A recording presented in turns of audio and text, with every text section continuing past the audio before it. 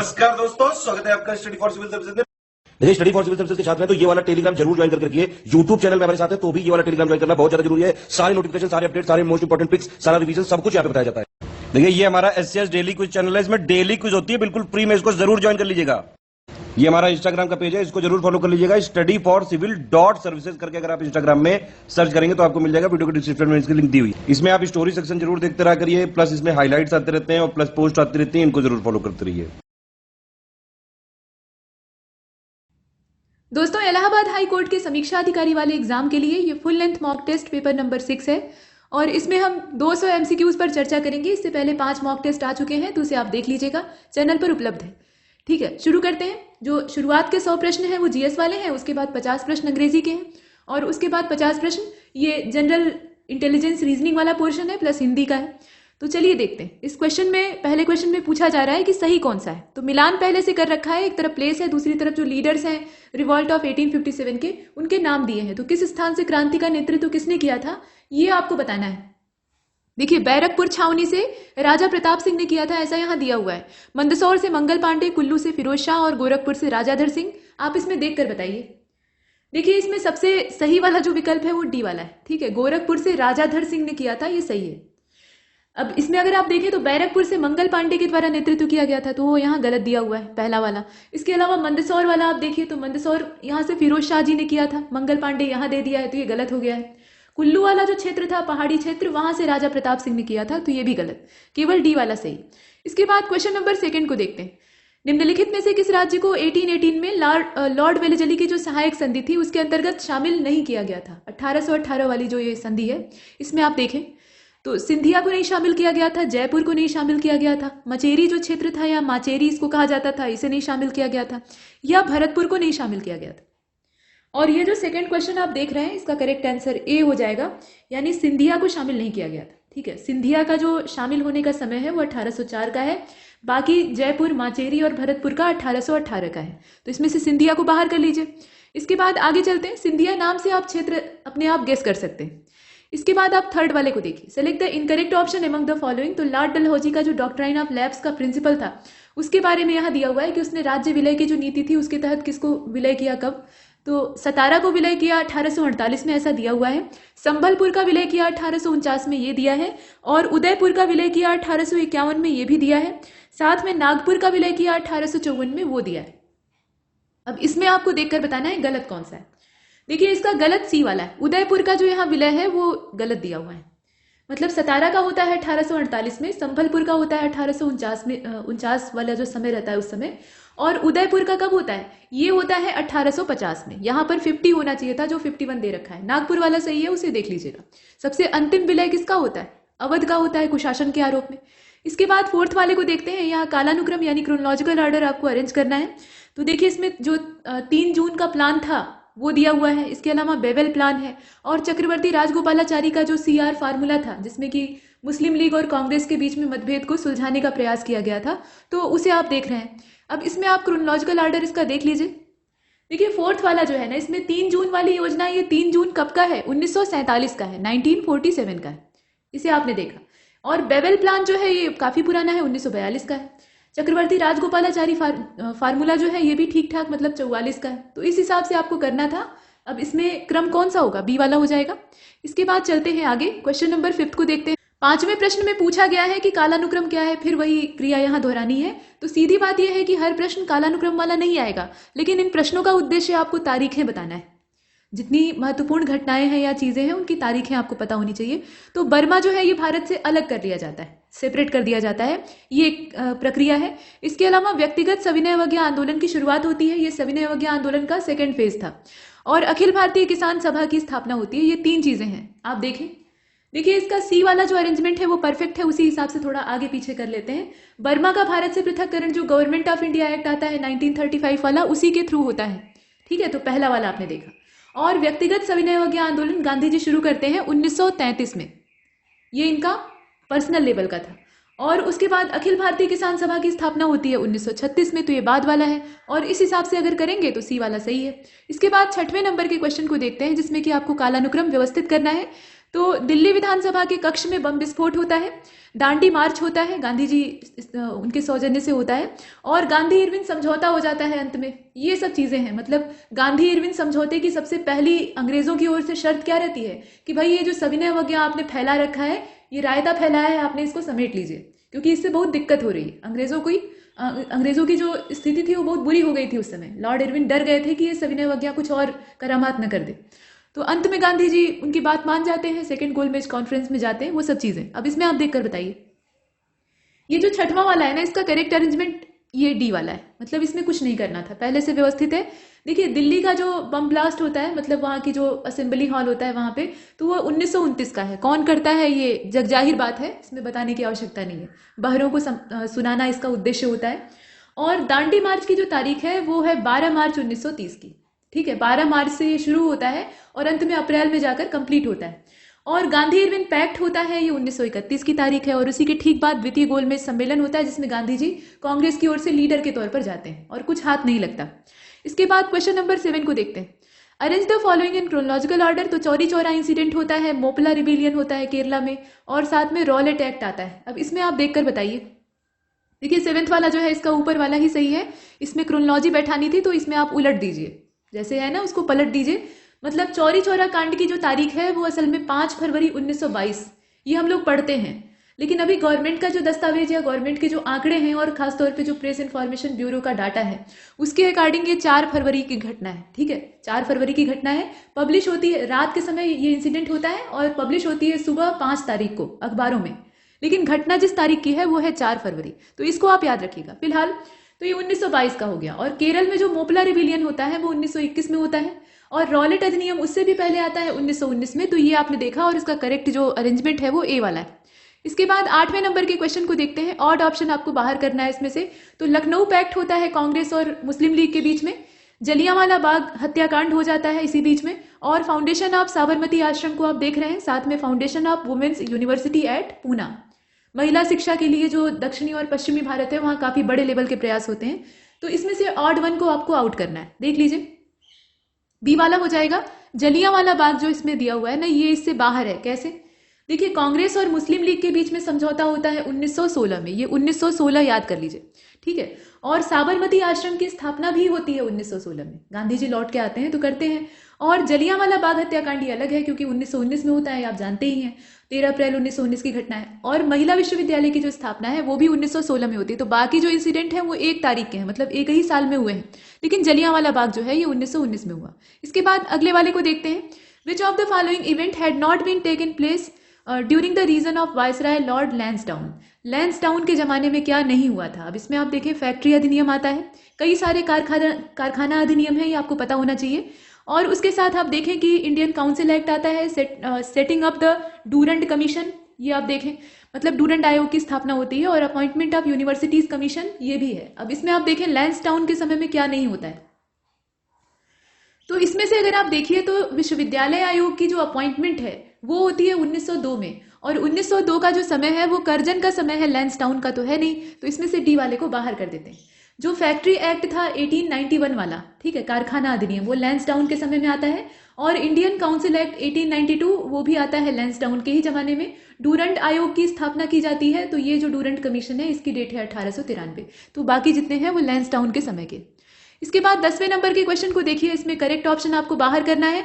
तो United Indian committee है और इसके रचयिता थे या इसके स्थापनाकर्ता थे व्योमेश चंद्र बनर्जी। वेदांत कॉलेज की नींव रखने वाले बाबा साहेब अम्बेडकर थे। बहिष्कृत हितकारिणी सभा को राजा राम मोहन राय चला रहे थे, और इसमें से कुछ भी सही नहीं है ऐसा दे रखा है। तो इसमें आप किसको चुनिएगा? ऊपर वाले को चुन लीजिए, ये एकमात्र सही है इसमें। बाकी तो देखकर मालूम हो रहा है कि ये दोनों झूठ बोल रहे हैं, उल्टा सीधा दिया, ये इधर होगा ये इधर होगा। व्योमेश चंद्र बनर्जी का जो स्थापना का यहाँ पे है, तो आप देखें यूनाइटेड इंडियन कमेटी को इन्होंने स्टैब्लिश किया था।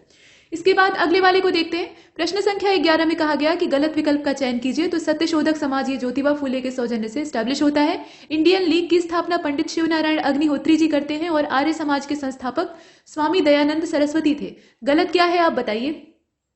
देखिए गलत इसका इंडियन लीग वाला है। ठीक है, इंडियन लीग के संस्थापक कौन थे? शिशिर कुमार घोष थे, और यहां पर दिया हुआ है शिव नारायण अग्निहोत्री, तो ये गलत है। इसके बाद अगले वाले को देखते हैं। यहाँ इंडियन लीग जो आप देख रहे हैं, नेक्स्ट क्वेश्चन को देखते हैं। कालानुक्रम आपको व्यवस्थित करना है। विश्व भारती की स्थापना है, गदर पार्टी स्टैब्लिश होती है, हिंदू महासभा की स्थापना होती है। कालानुक्रम आप देख लीजिए कौन सा होगा, तो इसका सी वाला हो जाएगा। ठीक है, सी वाले का मतलब है कि ये पहले से व्यवस्थित है, इसमें कुछ नहीं करना है। विश्व भारती जो है 1912 में स्टैब्लिश होता है, गदर पार्टी अगले साल स्टैब्लिश होता है यानी 1913 में, और हिंदू महासभा और थोड़ा सा एक साल बाद होती है यानी 1915 में। तो 1912, 13 और 15 एक क्रम में ये है। इसके बाद 13वें नंबर के क्वेश्चन को देखते हैं। गलत विकल्प का आपको चयन करना है। हड़प्पा सभ्यता में आयात व्यवस्था से संबंधित ये तथ्य हैं। तो देखिए इसमें आयात कहाँ से कहाँ का होता था, मतलब किन चीजों का कहाँ से होता था। टिन का आयात होता था अफगानिस्तान और ईरान से। लैपीस लाजुली जो पदार्थ था उसका आयात होता था यानी मंगाया जाता था अफगानिस्तान से। जेड को हम लोग मंगाते थे पामीर के पठार वाले क्षेत्र से, और फिरोजा आता था खुरसान से। अब इसमें आप बताएं कि जो इनकरेक्ट ऑप्शन है वो कौन सा है। देखिए इसका करेक्ट आंसर इसमें से कुछ भी नहीं है, क्योंकि जितने आप देख रहे हैं वो सभी यहाँ परफेक्ट आंसर के तौर पर नहीं दिखाई दे रहे हैं। पूछा है कि इनकरेक्ट ऑप्शन कौन सा है, तो इसमें जितने हैं वो सभी तो सही हैं। जैसे कि ईरान अफगानिस्तान वाला जो क्षेत्र था वहां से टिन मंगाया जाता था। लैपिस लाजुली वाला भी ठीक है, जेड वाला भी ठीक है, फिरोजा वाला भी ठीक है, तो गलत तो कुछ नहीं है इसमें। इसके बाद अगले वाले को देखते हैं। क्वेश्चन नंबर 14 में कहा गया कि according to which of the following historian ecological disturbance was the cause of Harappan decline. Harappa सभ्यता जितनी तेजी से पनपती है उतनी तेजी से उसका डिक्लाइनेशन होता है और अंत में वो समाप्त हो जाती है, धूल में मिल जाती है। अभी हम उसके सिर्फ खंडहर देखते हैं। खंडहर भी अब नहीं बचे हैं, सिर्फ नींवें बची हैं। तो अब आपको ये पता लगाना है कि कैसे उसका समापन होता है, समय के साथ क्या होता है ऐसा कि वो उजड़ जाती है। तो उजड़ने के पीछे एक कारण बताया गया था कि इकोलॉजिकल डिस्टर्बेंस वहां जिम्मेदार होता है। तो ये किसने बताया था? देखिए 14 का डी वाला हो जाएगा। फेयर चाइल्ड का ये कथन था कि इकोलॉजिकल डिस्टर्बेंस होता है यानी पारिस्थितिकी तौर पे जो जलवायु परिवर्तन वाला बदलाव है वो दिखाई देने लगता है, उससे लोगों की स्थिति वहां खराब हो जाती है।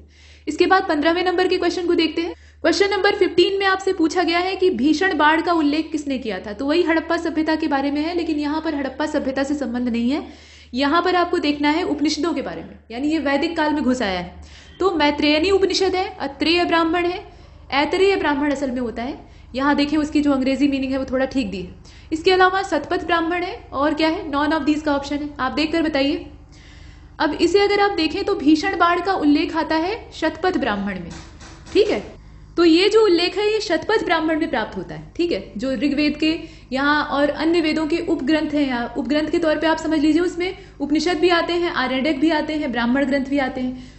उपनिषद जो है वो भी वेदों के ऊपर लिखी हुई टीका ही है। तो इसमें से अगर आप देखें तो भीषण बाढ़ का जो मुख्य उल्लेख है वो शतपथ ब्राह्मण से प्राप्त होता है। इसके बाद अगले वाले को देखते हैं, क्वेश्चन नंबर 16। इसमें कहा जा रहा है कि कालानुक्रम आपको व्यवस्थित करना है। तो अकबर के द्वारा किए हुए कार्य और ऐसे क्वेश्चन आप पिछले भी टेस्ट में देख चुके हैं। तो इलाही संवत की शुरुआत होती है। इसके अलावा दीन इलाही जो धर्म है उसको स्थापित किया जाता है, और राजधानी का लाहौर स्थानांतरण होता है, मतलब कैपिटल शिफ्टेड टू लाहौर, ठीक है, इस प्रकार से। अब इसमें आप देखें तो दीन इलाही धर्म जो है इसकी स्थापना कब होती है? 1582 में होती है, यहां आप देखें। और उसके बाद इलाही संवत जो है ये शुरू होता है ठीक अगले साल यानी 1583 में। साथ में लाहौर स्थानांतरण वाली जो घटना है वो 1585 की है। तो ये पूरा प्रोसेस है, और इस हिसाब से अगर हम देखें तो डी वाला जो अरेंजमेंट है वो सही है। इसके बाद क्वेश्चन नंबर 17 को देखिए। कौन सा युद्ध 16वीं शताब्दी के दौरान नहीं लड़ा गया था? अब इसमें आप देखें कि चंदावर का युद्ध है, खानवा का युद्ध है, चंदेरी का युद्ध है और घाघरा का युद्ध है। 16वीं शताब्दी के दौरान कौन सा नहीं हुआ था, आप देखकर बताइए। तो ऊपर वाला जो चंदावर आप देख रहे हैं वही नहीं हुआ था, देखकर मालूम हो रहा है ये जयचंद और मोहम्मद गोरी के बीच का युद्ध है। ये कब हुआ था? 1194 में हुआ था, तराइन के द्वितीय युद्ध के एक साल बाद। और खानवा का जो युद्ध है वो 1527 का है, मतलब 16वीं शताब्दी का है। 1528 में चंदेरी होता है, घाघरा 1529 में होता है। तो बाकी तो है ही है। इसके बाद क्वेश्चन नंबर 18 को देखिए। सही विकल्प का आपको चयन करना है। वर्धन वंश की राजधानी थी कांचीपुरम, पांड्य वंश की राजधानी थी मदुरै, चोल वंश की थानेश्वर और पल्लवों की थी तंजौर। अब इसमें से बताइए कि सही क्या है। अब ये जो प्रश्न आप देख रहे हैं एकमात्र बी वाला जो पांड्य का दिया हुआ है मदुरै वो सही दिया है, बाकी जितने हैं वो गलत हैं। वर्धन डायनेस्टी का थानेश्वर था, आप जानते हैं, ठीक है, हर्षवर्धन और फिर राज्यवर्धन, मतलब ये जो पूरी डायनेस्टी थी पुष्यभूति नाम के राजा के द्वारा एस्टेब्लिश किया गया था, तो वो चीजें। इसके अलावा चोल वंश का अगर आप देखें तो तंजौर हो जाएगा, पल्लव का कांचीपुरम हो जाएगा। तो बाकी सब मिसमैच है, सिर्फ जो इसका बी वाला ऑप्शन है वो सही है। इसके बाद नेक्स्ट क्वेश्चन को देखते हैं। क्वेश्चन नंबर 19 में कहा गया कि भारत के कितने राज्य म्यांमार से सीमा साझा करते हैं, ठीक है, मतलब म्यांमार जो देश है उससे भारत के कितने राज्यों की सीमा लगती है, और कौन सा राज्य उससे अपना बॉर्डर शेयर नहीं करता है ये भी बताना है आपको। मतलब दो चीजें इसमें देखनी है। अब देखिए म्यांमार से जिन प्रदेशों का हमारे बॉर्डर लगता है उसमें अरुणाचल का नाम आता है, नागालैंड है, मिजोरम है और मणिपुर है। इतने राज्य हैं। तो इस हिसाब से अगर देखा जाए तो इसमें से सी वाला विकल्प सही होता है। राज्यों के नाम आपने देखे, उसमें मेघालय कहीं नहीं था, तो मेघालय इससे बाहर हो जाएगा। इसके बाद क्वेश्चन नंबर 20 को देखिएगा। यहाँ पर कुछ रेखाओं के नाम दिए हैं जो कि इंटरनेशनल बॉर्डर है, और इसमें से गलत इंफॉर्मेशन आपको सिलेक्ट करनी है। तो डूरंड रेखा जो है ये भारत और अफगानिस्तान के बीच में स्थित है, ठीक है। मैकमोहन रेखा ये भारत और चीन के बीच में है। रेड क्लिफ लाइन जो है ये भारत और पाकिस्तान के बीच में है, और 38वीं समानांतर रेखा ये दक्षिण कोरिया और उत्तर कोरिया के बीच में। अब इसमें आप देखिए कि इनकरेक्ट ऑप्शन कौन सा है। तो क्वेश्चन नंबर 20 जो है इसका करेक्ट आंसर ए हो जाएगा, ठीक है। डूरंड रेखा, हालांकि ये भी जो है इसमें कुछ हिस्सा जो पाक अधिकृत कश्मीर है हमारा, उसका कुछ पार्ट जो है वो अफगानिस्तान से लगता है। मतलब कुल मिलाकर 106 किलोमीटर की जो लाइन है वो भारत और अफगानिस्तान के बीच में है, लेकिन उस पर पाकिस्तान का कब्जा है, जमीन तो हमारी ही है, ठीक। तो ये वाला है, इसमें गलत ये भी नहीं है, इसको भी गलत नहीं माना जा सकता है। हालांकि पूरी जो डूरंड रेखा है वो मूल रूप से भारत और पाकिस्तान और अफगानिस्तान के बीच में है, ये चीज है। मतलब ज्यादातर जो डूरंड रेखा का पार्ट है वो पाकिस्तान और अफगानिस्तान के बीच में है, तो इसमें से गलत कुछ भी नहीं, ठीक है। बाकी जितने हैं वो सही है, जैसे मैकमोहन चीन और भारत के बीच में है, सही है। रेड क्लिफ वाला भारत पाकिस्तान के बीच में है। 38वीं जो पैरेलल लाइन है वो साउथ कोरिया नॉर्थ कोरिया के बीच में है, तो सब सही है इसमें। ए वाला भी ठीक है। इसके बाद क्वेश्चन नंबर 21 को देखिए। इसमें कहा जा रहा है कि किस परमाणु ऊर्जा संयंत्र की स्थापित क्षमता सबसे अधिक है, मतलब उसकी जो इंस्टॉल्ड कैपेसिटी है उसके बारे में कहा जा रहा है। तो इसमें आप देखें कि काकरापार एटॉमिक पावर सेंटर है या पावर स्टेशन है, नरोरा एटॉमिक पावर स्टेशन है, इसी प्रकार से राजस्थान वाला जो है वो दिया है, और तारापुर है। देखिए इसका करेक्ट आंसर डी हो जाएगा। तारापुर जो है इसकी 1400 मेगावाट है, बाकी जो है इससे काफी कम है, जैसे कि 440 मेगावाट ये काकरापार का है, नरोरा का 440 है, राजस्थान परमाणु ऊर्जा वाला 1180 है, कुछ थोड़ा सा बड़ा है, लेकिन तारापुर सबसे बड़ा है, तो इसे आपने देखा। इसके बाद क्वेश्चन नंबर 22 को देखिएगा। केरल में है उडुपी ताप विद्युत संयंत्र, यानी थर्मल पावर प्लांट आप कह सकते हैं, और छत्तीसगढ़ में है सीपत, राजस्थान में पतरालू है, और झारखंड में काली सिंध है। आप देखकर बताइए कि इसमें से सही कौन सा है। क्वेश्चन नंबर 22, और ये जो 22 है इसका राइट आंसर बी हो जाएगा, ठीक है, छत्तीसगढ़, ठीक है। ये वाला जो है इसमें सही दिया है, बाकी जितने हैं वो सब गलत हैं। जैसे कि ये उडुपी जो आप देख रहे हैं ये कर्नाटक में स्थित है, और पतरालू झारखंड में है, जबकि राजस्थान में आप काली सिंध को देख सकते हैं। इसके बाद आगे चलते हैं। प्रश्न संख्या 23 में कहा जा रहा है कि अलकनंदा नदी मंदाकिनी से निकलती है, वो जगह क्या कही जाती है। तो जो पंच प्रयाग है उत्तराखंड के, उन्हें रट लीजिएगा। फिलहाल इसमें देखिए कौन वाला प्रयाग है, अलकनंदा मंदाकिनी में जाकर मिलती है। क्वेश्चन नंबर 23, और इसका राइट आंसर हो जाएगा रुद्रप्रयाग, ठीक है। रुद्रप्रयाग जो है वहां पर अलकनंदा नदी मंदाकिनी से जाकर मिल जाती है, मतलब ये दोनों का मेल होता है, कुल मिलाकर बात ये, सी वाला ऑप्शन सही है। इसके बाद क्वेश्चन नंबर 24 को देखते हैं। Which of the following river is not a tributary of Tapi river, और Narmada river does not flow through which of the following state. अब यहाँ आप देखें कि भीमा नदी और राजस्थान दिया है, बागूर नदी और मध्य प्रदेश दिया है, गिरना और गुजरात दिया है, पूर्णा और महाराष्ट्र दिया है। आप देखकर बताइए। देखिए 24 जो है इसका करेक्ट आंसर ए हो जाएगा, भीमा और राजस्थान। कैसे, तो नर्मदा जो है इसका पूरा क्षेत्र अगर देखा जाए तो मध्य प्रदेश, गुजरात और महाराष्ट्र ये राज्य इसमें कवर होते हैं। तापी नदी जो है ये सहायक नदी के तौर पे इसकी, मतलब तापी मुख्य नदी हो गई, तो उसकी जो सहायिकाएं हैं उसमें वाघूर नदी है, गिरना है, पूर्णा नदी है, ये सब होते हैं। इसके बाद आगे चलते हैं। प्रश्न संख्या 25 को देखते हैं। गलत विकल्प का आपको चयन करना है। तो नीति दर्रा जो है ये उत्तराखंड को तिब्बत से जोड़ता है, लिपू लेक जो है ये उत्तराखंड को तिब्बत से जोड़ता है, माना दर्रा जो है वो भी उत्तराखंड को तिब्बत से जोड़ता है। अब इसमें आप बताइए कि गलत क्या है। तो गलत इसका डी वाला है, मतलब इसमें से कोई भी गलत नहीं है, इसका ये तात्पर्य, ठीक। डी वाला जो ऑप्शन है उसको चुनने का यही मतलब है। नीति दर्रा जो है ये उत्तराखंड को तिब्बत से जोड़ता है, ठीक है। लिपू लेक जो है ये भी उत्तराखंड को तिब्बत से जोड़ता है, और माना दर्रा जो है ये भी उत्तराखंड को तिब्बत से जोड़ता है। तो इसमें से कुछ भी गलत नहीं है, और हमने डी वाले ऑप्शन को चुना है। इसके बाद 26 को देखते हैं। यहाँ रेलवे जोन दिया है, हेडक्वार्टर दे रखा है। तो पूर्वी रेलवे जोन का हेडक्वार्टर कोलकाता में है, जो दक्षिण मध्य रेलवे यानी साउथ सेंट्रल रेलवे है उसका हेडक्वार्टर विशाखापत्तनम में है, साउदर्न रेलवे का हेडक्वार्टर चेन्नई में है, और सेंट्रल रेलवे जो है यानी मध्य रेलवे उसका हेडक्वार्टर मुंबई में है। अब इसमें आप देखकर बताएं गलत क्या है। तो 26 जो आप देख रहे हैं इसका करेक्ट आंसर बी हो जाएगा, यानी दक्षिण मध्य रेलवे का जो यहाँ हेडक्वार्टर दे रखा है, ये आप विशाखापत्तनम जो लिख लिए ना, ये गलत हो गया है, सिकंदराबाद यहाँ होगा, ठीक है, सिकंदराबाद होगा, ये ऑप्शन गलत है। इसके बाद क्वेश्चन नंबर 27 को देखते हैं। करेक्ट ऑप्शन आपको बताना है इसमें से कौन सा है। तो साइप्रस और वियंतियाने, देख लीजिए मैथ सही है या नहीं। हंगरी और निकोसिया, जमैका और किंगस्टन, लाओस और बुडापेस्ट, इसमें आप देखकर बताएं। देखिए 27 जो है इसका करेक्ट आंसर सी हो जाएगा, जमैका और किंगस्टन। इसमें से सही की तलाश करनी थी। तो एकमात्र जमैका और किंगस्टन वाला जो इसमें मैच है वो परफेक्ट है। साइप्रस का निकोसिया हो जाएगा, हंगरी का बुडापेस्ट हो जाएगा, इसमें आप आराम से मैच कर सकते हैं, और लाओस का वियंतियाने हो जाएगा, आपने कई बार पढ़ा होगा। इसके बाद आगे बढ़ते हैं, क्वेश्चन नंबर 28 को देखते हैं। यहाँ इनकरेक्ट ऑप्शन आपको सिलेक्ट करना है। तो बरेही पानी वाटरफॉल जो है ये मयूर झरने जिले में पड़ता है, ठीक है, मयूर झरना जो डिस्ट्रिक्ट है वहां पे पड़ता है। इसके बाद आप देखें कि कुंचिकल वाटरफॉल है तो ये शिमोगा डिस्ट्रिक्ट में पड़ता है। जोरांडा जो है ये मयूरभंज में है। यहाँ ध्यान दीजिएगा कि ये मयूर झरना है और ये मयूरभंज है। अब इसमें से गलत कौन सा है? तो गलत इसका ऊपर वाला ही है, बरेही पानी, ये मयूरभंज में ही पड़ता है, ठीक है, मयूरभंज यानी ओडिशा की बात हो रही है, वहीं पर पड़ता है। बाकी जितने हैं वो ठीक है। कुंचिकल जलप्रपात ये शिमोगा डिस्ट्रिक्ट कर्नाटक में है। जोरांडा जो है ये भी मयूरभंज में ही है, यानी ओडिशा इसकी लोकेशन है। तो इसमें से ऊपर वाला जो बरेही पानी दे रखा है वही गलत है। इसके बाद 29 को देखते हैं, गलत विकल्प का आपको चयन करना है। इसमें आप देखिए नेशनल इन्वायरमेंटल ट्रिब्यूनल एक्ट है, 1995 में आया था, और कोस्टल रेगुलेशन जोन नोटिफिकेशन आप देख रहे हैं, कोस्टल रेगुलेशन जोन नोटिफिकेशन, और ये कब आता है? तो इसको जारी करने की तारीख है 1991। National environment appellate authority act है और ये 1997 का है। इस प्रकार से दिया है। गलत क्या है आप बताइए, और नॉन ऑफ दिस को चुनेंगे तो कोई गलत नहीं होगा।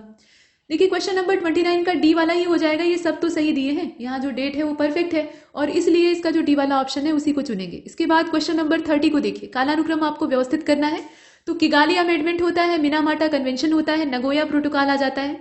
अब इसमें आप देखिए, तो ये जो 30वां क्वेश्चन है इसका करेक्ट आंसर बी हो जाएगा, यानी तीसरा, दूसरा और पहला, ये जो क्रम है ना, मतलब तीसरे वाले को पहले रखेंगे, यहाँ पहले बी वाले को चुन लीजिए।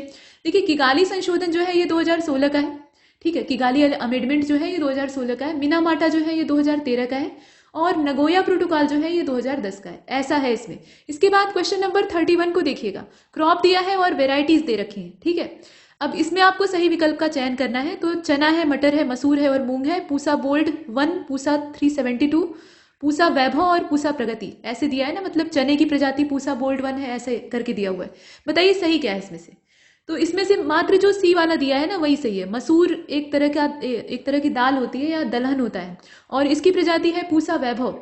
बाकी जितने हैं वो गलत हैं। जैसे कि चने की प्रजाति है पूसा 372, और यहाँ पर पूसा बोल्ड दिया हुआ है, तो ये गलत है।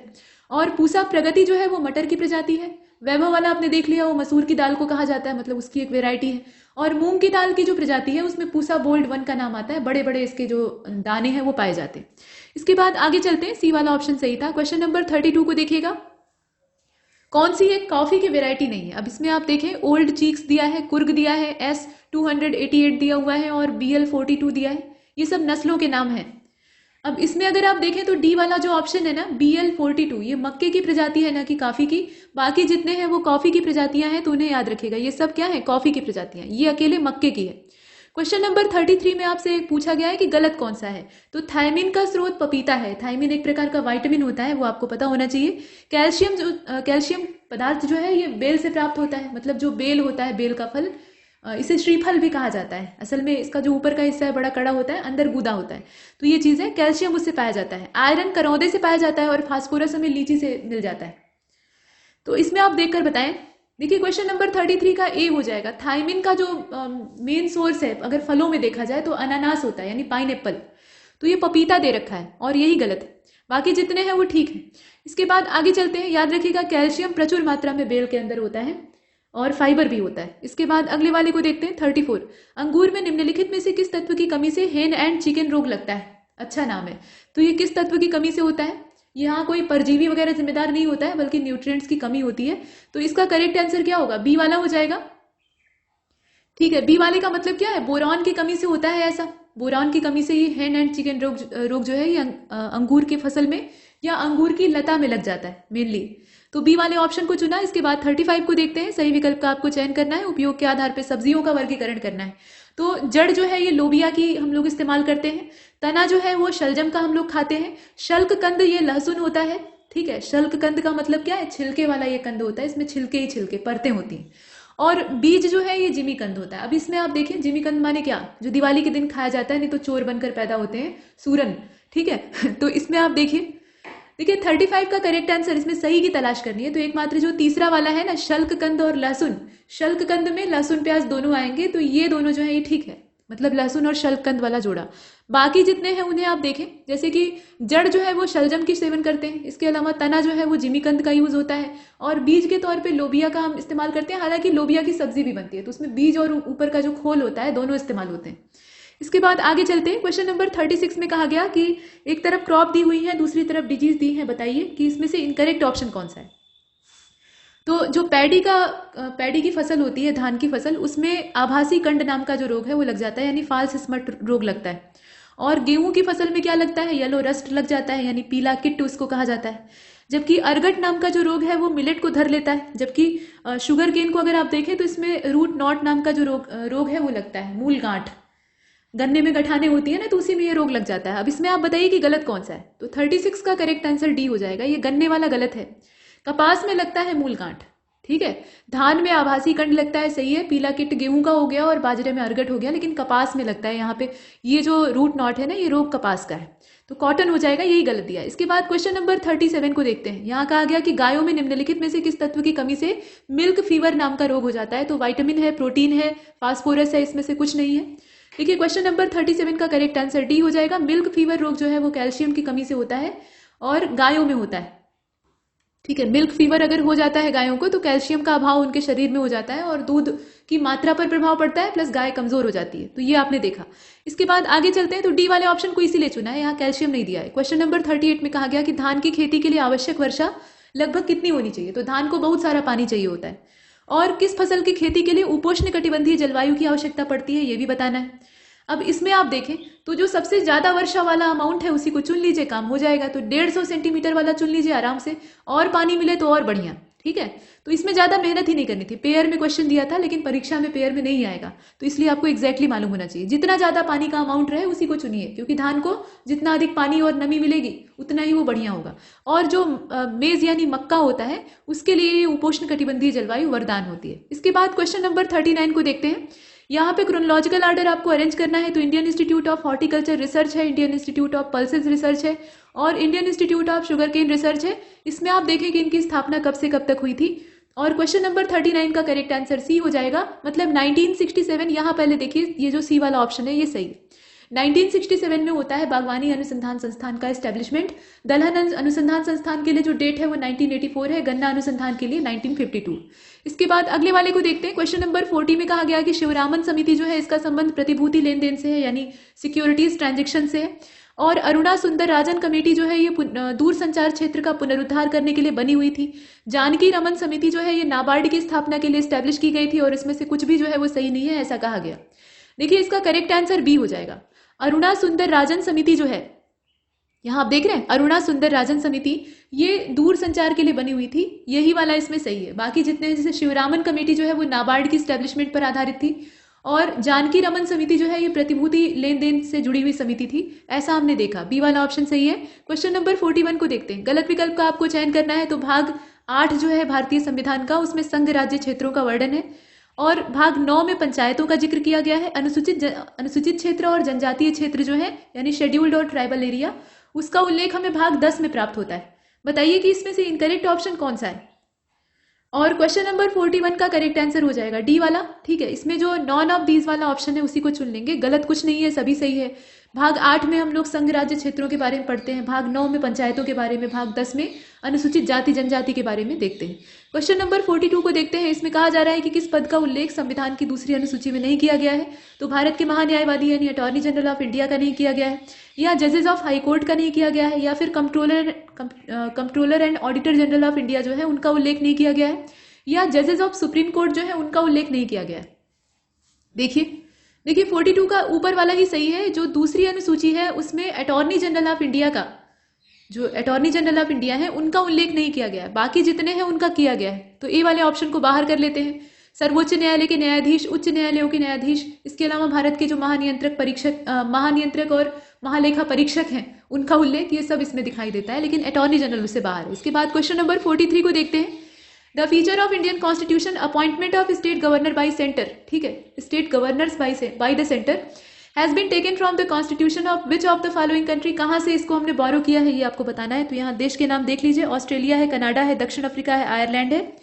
देखिए 43 का राइट आंसर इसमें से बी हो जाएगा। कनाडा का जो संविधान है वहां से हमने appointment of state governors by the centre वाला जो प्रोविजन है उसको बोरो किया हुआ है, तो यहाँ कनाडा हो जाएगा। इसके बाद अगले वाले को देखते हैं, क्वेश्चन नंबर 44 को देखिए।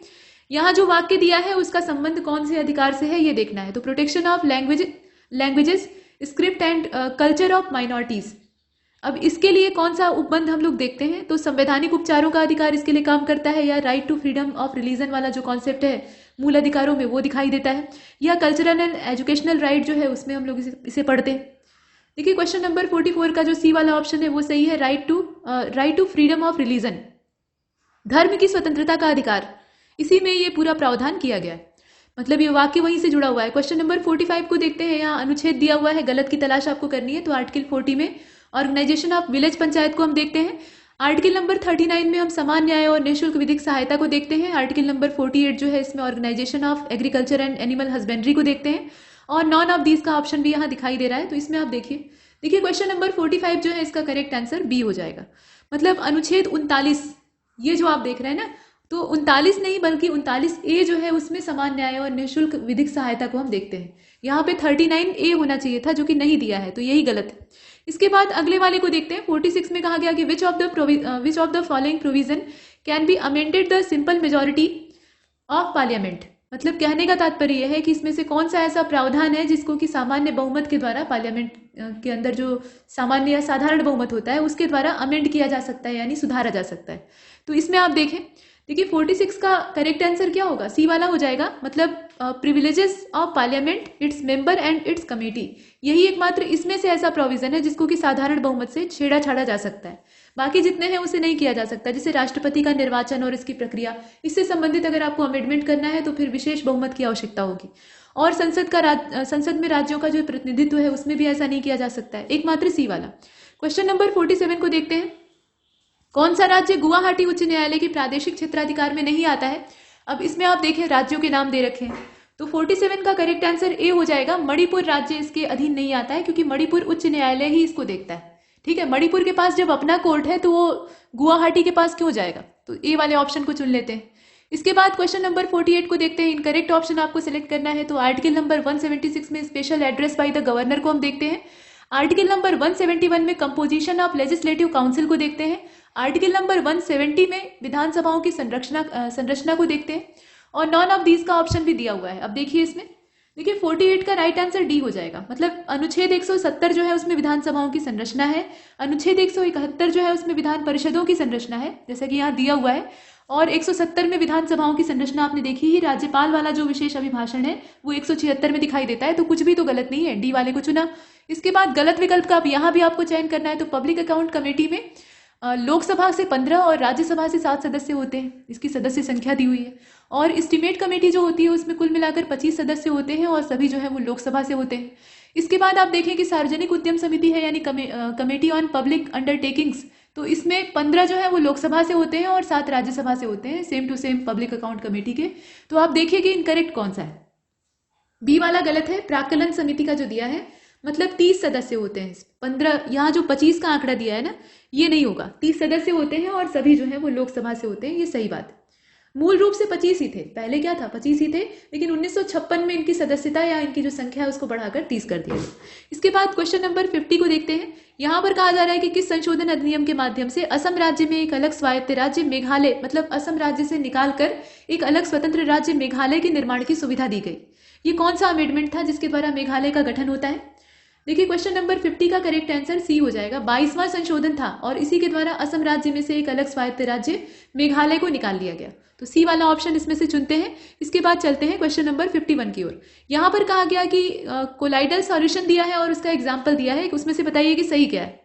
तो कोलाइडल सॉल्यूशन या विलयन का जो स्वरूप है उसमें अगर देखें तो फोम जो है ये सोडा वाटर से प्राप्त होता है। एरोसॉल इस तरह का सॉल्यूशन हमें दही में दिखाई देता है। पायस का उदाहरण धुंध हो सकता है और जेल का उदाहरण मक्खन हो सकता है। यहाँ एग्जाम्पल के तौर पे देखें और बताएं इसमें से कौन सा पायस का उदाहरण सही है। तो 51 का करेक्ट आंसर ए हो जाएगा, फोम और सोडा वाटर वाला। ठीक है, एरोसॉल का आप धुंध से मिला लीजिए, ठीक है, धुंध यानी जो यहाँ पे हैज है उससे मिला लीजिए। इसके अलावा पायस को आप किससे मिलाएंगे, मक्खन से मिला लीजिए, और जेल को मिला लीजिए दही से। ये इसका क्रम रहेगा। फिलहाल इसमें सही देखना था तो एकमात्र फोम वाला है। इसके बाद 52 को देखते हैं। एंजाइमोलॉजी और आनुवांशिकी निम्नलिखित में से किसकी शाखाएं हैं? मतलब एंजाइमोलॉजी और जेनेटिक्स की बात हो रही है, तो ये कौन सी विधा की ब्रांचेज हैं? ये एनालिटिकल केमिस्ट्री में आती है, या इनऑर्गेनिक केमिस्ट्री में आती है, या फिजिकल केमिस्ट्री में आती है, या बायोकेमिस्ट्री में आती है? कहाँ पर आती है? पढ़कर आपको अंदाजा लग जाएगा, बायोकेमिस्ट्री में ही आएगी ना। इसमें जैविक क्रियाएं भी हैं और रसायन भी है, मतलब रसायनों के बिना काम चलेगा नहीं और जैविक क्रियाओं का उल्लेख करना ही पड़ेगा। तो दोनों चीजें एक साथ कहाँ मिलेंगी? बायोकेमिस्ट्री में मिलेंगी। तो जैव रसायन को चुना। इसके बाद क्वेश्चन नंबर 53 को देखते हैं। कवक और शैवाल को नियंत्रित करने के लिए किसका इस्तेमाल किया जाता है? तो फंगस और एल्गी पर कंट्रोल करने के लिए क्या यूज करते हैं? कैलोमेल यूज करते हैं, या फिर ब्लू विट्रॉल यूज करते हैं, मतलब नीला थोथा। और इसके अलावा कार्बोलिक एसिड है, नॉन ऑफ दीज है, बताइए। तो 53 का करेक्ट आंसर इसमें बी हो जाएगा। नीला थोथा जो होता है, ब्लू विट्रॉल, उसका इस्तेमाल करते हैं और इससे फंगस और एल्गी दोनों ही कंट्रोल हो जाते हैं। इसके बाद अगले वाले को देखते हैं। क्वेश्चन नंबर 54 में कहा गया कि किस अम्ल का इस्तेमाल रॉकेट ईंधनों में ऑक्सीकारक के रूप में किया जाता है? आप देखकर बताइए। तो सल्फ्यूरिक एसिड इसमें दिया हुआ है, हाइड्रोक्लोरिक एसिड है, नाइट्रिक एसिड है, बोरिक एसिड है। इसमें से कौन सा होगा? देखिए 54 का करेक्ट आंसर सी हो जाएगा।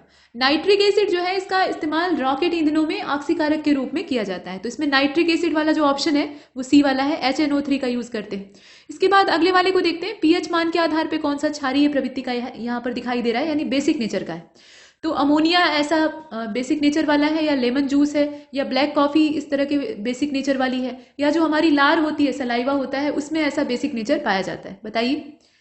पीएच स्केल जो होती है उसमें अम्ल क्षार और लवणों की पहचान की जा सकती है। तो इसमें आप देखिए 55 का करेक्ट आंसर ए हो जाएगा, मतलब अमोनिया।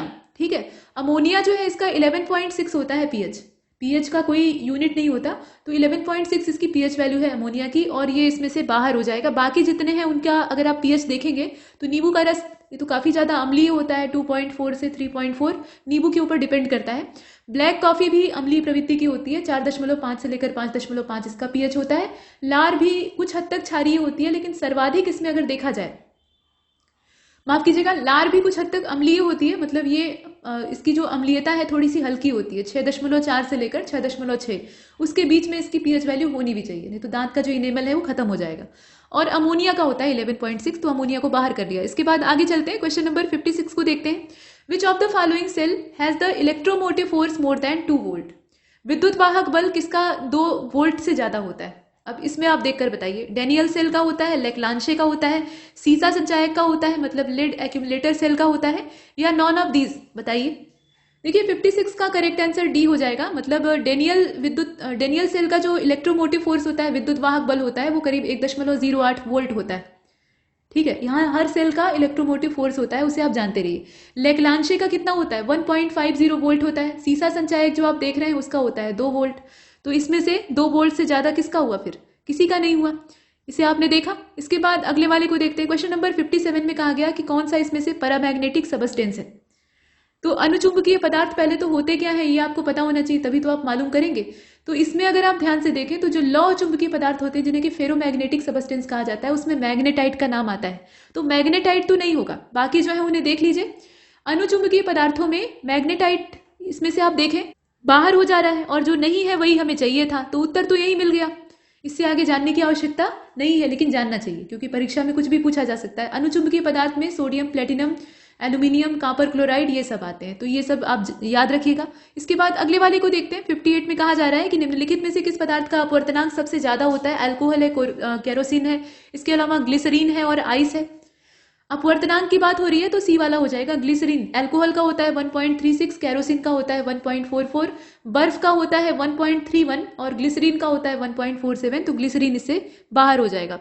इसके बाद क्वेश्चन नंबर 59 को देखिएगा। विटामिन B3 को नियासिन कहा जाता है, B7 को कोबालमिन कहते हैं, B9 को बायोटिन कहते हैं, और B12 जो है इसको फोलिक एसिड कहा जाता है। सही क्या है आप बताएं। देखिए क्वेश्चन नंबर 59 का करेक्ट आंसर ए होगा, मतलब विटामिन B3 जो है इसका नियासिन, यही वाला एकमात्र इसमें सही है। बाकी विटामिन B7 जो है इसका बायोटिन होना चाहिए था, और यहाँ पर क्या दिया है? कोबालमिन दे रखा है, तो ये वाला गलत हो गया, ये वाला सही है, उसको लगा लीजिए। अच्छा, इसके अलावा विटामिन B9 जो है इसको फोलिक एसिड कहा जाता है, B12 को कोबालमिन कहा जाता है, ये है इसमें। 60वें नंबर के क्वेश्चन को देखिए। यहाँ पर विषम का चयन आपको करना है, तो इबोला वायरस जो है, वायरस नाम ही ले लिया, तो इबोला जो है वो विषाणु से फैलता है। निमोनिया को फैलाने वाला भी एक वायरस ही होता है। हेपेटाइटिस ए नाम की जो बीमारी है, हेपेटाइटिस A, B, C होता है ना, तो उसमें से जो हेपेटाइटिस A है वो वायरस की वजह से होता है, और जो मीजल्स होता है यानी खसरा रोग होता है वो भी वायरस से ही होता है। तो इसमें से बताइए कि ऑड कौन सा है। देखिए इसमें करेक्ट आंसर क्या होगा इसका, निमोनिया वाला हो जाएगा, क्योंकि वो गलत दिया है। निमोनिया ये घातक रोग अवश्य ही है, लेकिन ये बैक्टीरिया से होता है ना कि वायरस से। बाकी जितने हैं वो ठीक है। इसके बाद आगे चलते हैं। हेपेटाइटिस ये वायरस की वजह से होता है, चाहे जिस प्रकार का हो। क्वेश्चन नंबर 61 को देखते हैं। 61 में आपसे पूछा गया है कि कौन सा सही है। अब इसमें आप देखकर बताइए, पहली पंचवर्षीय योजना पीसी महाल नोबिस मॉडल पर आधारित है। दूसरी पंचवर्षीय योजना हेराल्ड डोमर मॉडल पर आधारित है। तीसरी वाली जो है वो डीआर गाडगिल मॉडल पर आधारित है। ऐसा दिया हुआ है। सही क्या है? तो सही इसका सी वाला है। ठीक है, मतलब तीसरी पंचवर्षीय योजना जो है वो यहाँ देखिए डीआर गाडगिल मॉडल पर आधारित है। बाकी जितने हैं, जैसे पहली वाली जो है वो हेराल्ड डोमर पर आधारित है, दूसरी वाली महाल नोबिस मॉडल पर आधारित है। ये आपने देखा, सी वाला ऑप्शन चुना। 62 को देखते हैं। करेक्ट ऑप्शन बाहर करना है आपको। तो एशिया प्रशांत आर्थिक सहयोग यानी एशिया पैसिफिक इकोनॉमिक कॉर्पोरेशन जो है इसका क्वींस टाउन में हेडक्वार्टर है। World wide fund for nature इसका जो हेडक्वार्टर है वो लुसाने में है। अंतर्राष्ट्रीय ओलंपिक समिति जो है यानी इंटरनेशनल ओलंपिक कमेटी इसका हेडक्वार्टर ग्लैंड में है यानी स्विट्जरलैंड में है। कौन सा इसमें से सही है? केवल पहला वाला जो क्वींस टाउन वाला दिया है एशिया प्रशांत आर्थिक सहयोग वाला, वही सही है। ठीक है, और ये क्वींस टाउन है कहाँ पे? सिंगापुर में है। और बाकी world wide fund for nature जो WWF आप सुनते हैं इसका ग्लैंड में है स्विट्जरलैंड में, और ओलंपिक कमेटी का है लुसाने में स्विट्जरलैंड में, वो भी है। तो इसमें से केवल ऊपर वाला सही था जिसे कि हमने यहाँ देखा। इसके बाद 63 को देखते हैं। कहा जा रहा है कि which of the following organisation publishes the technical cooperation report. ठीक है, अब इसमें आप देखें ये इंटरनेशनल मॉनेटरी फंड के द्वारा पब्लिश की जाती है, इंटरनेशनल एटॉमिक एनर्जी एजेंसी के द्वारा पब्लिश की जाती है।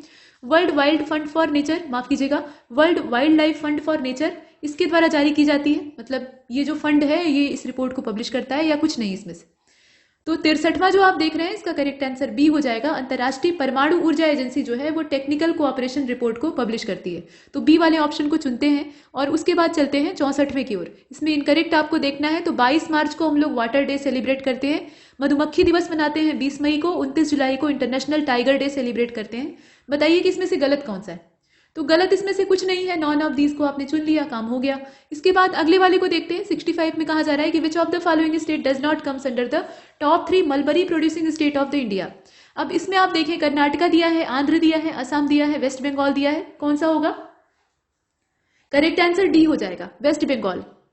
इसे बाहर कर लेते हैं। मतलब अगर आप देखें इसका, अगर आप ध्यान से देखिए तो टॉप 3 जो मलबरी रेशम को उत्पादित करने वाले राज्य हैं उसमें वेस्ट बंगाल भी तो शामिल है, तीसरे स्थान पर तो वही है। तो इसमें से आपका डी वाला ऑप्शन नहीं होना चाहिए, फिर तो असम होना चाहिए, क्योंकि असम जो है वो 3 पोजीशन में कहां से आएगा ये देखकर मालूम हो रहा है। तो इसमें सी वाला विकल्प होना चाहिए उत्तर। बाकी जो है उन्हें आप देख ही सकते हैं। जैसे सबसे टॉप पर कौन है? कर्नाटक राज्य है, उसके बाद आंध्र प्रदेश है और थर्ड पोजीशन पश्चिम बंगाल की। ये मलबरी रेशम की बात हो रही है, ध्यान दीजिएगा। इसके बाद आगे चलते हैं। रेशम भी कई कई अलग अलग जीवों से प्राप्त होता है। इसके बाद आप देखें इसमें कहा गया कि किस फसल के उत्पादन में उत्तर प्रदेश का भारत में पहला स्थान नहीं है। तो अब इसमें आप देखें सब्जी के उत्पादन में नहीं है। सब्जी के उत्पादन में फिलहाल पश्चिम बंगाल नंबर 1 चल रहा है वेजिटेबल्स के मामले में। बाकी जितने भी हैं उसमें यूपी नंबर 1 है। इसके बाद 67वें को देखते हैं। क्वेश्चन नंबर 67 में आपसे कुछ स्टेटमेंट देकर पूछा जा रहा है कि गलत कौन सा है। तो फतेहपुर लहसुन के उत्पादन में टॉप पोजीशन पर है अपने यूपी में। आगरा जो है वो बैगन के उत्पादन में नंबर 1 है। गोरखपुर का केला सबसे ऊपर है, टॉप पर है। अब इसमें आप बताइए, देखिए 67 का करेक्ट आंसर ए हो जाएगा। लहसुन के उत्पादन में मैनपुरी का पहला स्थान है और यहां पर फतेहपुर घुसा दिया है, तो यही गलत हो गया है। इसके बाद चलते हैं अगले वाले की ओर यानी 68 की ओर। इसमें फोक डांस दिया है और स्टेट दिया है। तो ये जो फोक डांस है और स्टेट है इसे आप देख लीजिए। बाउल नृत्य जो है ये छत्तीसगढ़ राज्य का है। मांड होता है राजस्थान में। पाई डंडा ये जो नृत्य है ये पश्चिम बंगाल का है और पंडवानी होता है मध्य प्रदेश में। बताइए सही क्या है। तो सही इसका बी वाला है। ठीक है, ये जो मांड दिया है राजस्थान वाला वही सही है। बाउल को अगर आप देखें, पहले इसको लगा लीजिए निशान। बाउल को अगर आप देखें तो ये वेस्ट बंगाल का है। ठीक है, वेस्ट बंगाल का है। और पाई गीत जो है ये मध्य प्रदेश का है। पंडवानी जो है वो छत्तीसगढ़ का है। इस क्रम में रहेगा। इसके बाद 69वें प्रश्न में चलते हैं। स्टेट दिया है, फेस्टिवल दे रखा है। तो गोवा राज्य का है सनबर्न महोत्सव। मध्य प्रदेश का क्या है? लोकरंग उत्सव है। मिजोरम का हार्नबिल महोत्सव है। सिक्किम का सागा दावा है। आप बताइए कि इसमें से गलत क्या है। तो गलत इसका सी वाला है। ठीक है, मिजोरम वाला जो इसमें दिया है ना, ये हार्नबिल महोत्सव मिजोरम का नहीं है, नागालैंड का है। ठीक है, तो इसमें से सी वाले ऑप्शन को बाहर कर लेते हैं। इसके बाद 70 नंबर के क्वेश्चन को देखिएगा। गलत विकल्प का आपको चयन करना है। जनसंख्या की दृष्टि से सबसे छोटा राज्य सिक्किम है।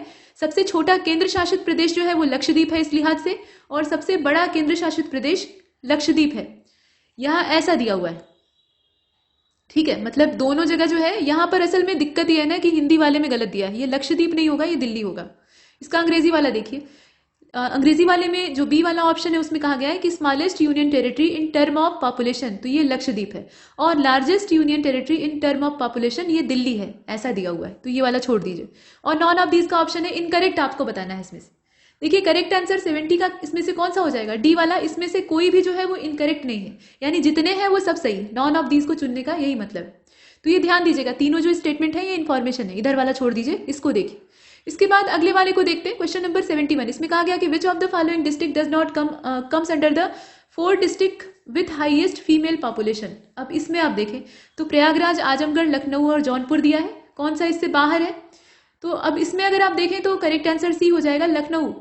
मतलब इलाहाबाद यानी प्रयागराज, उसके बाद फिर आजमगढ़, फिर जौनपुर, फिर मुरादाबाद, तब जाकर लखनऊ का नंबर आएगा 5वें स्थान पे। तो ये इसका क्रम था।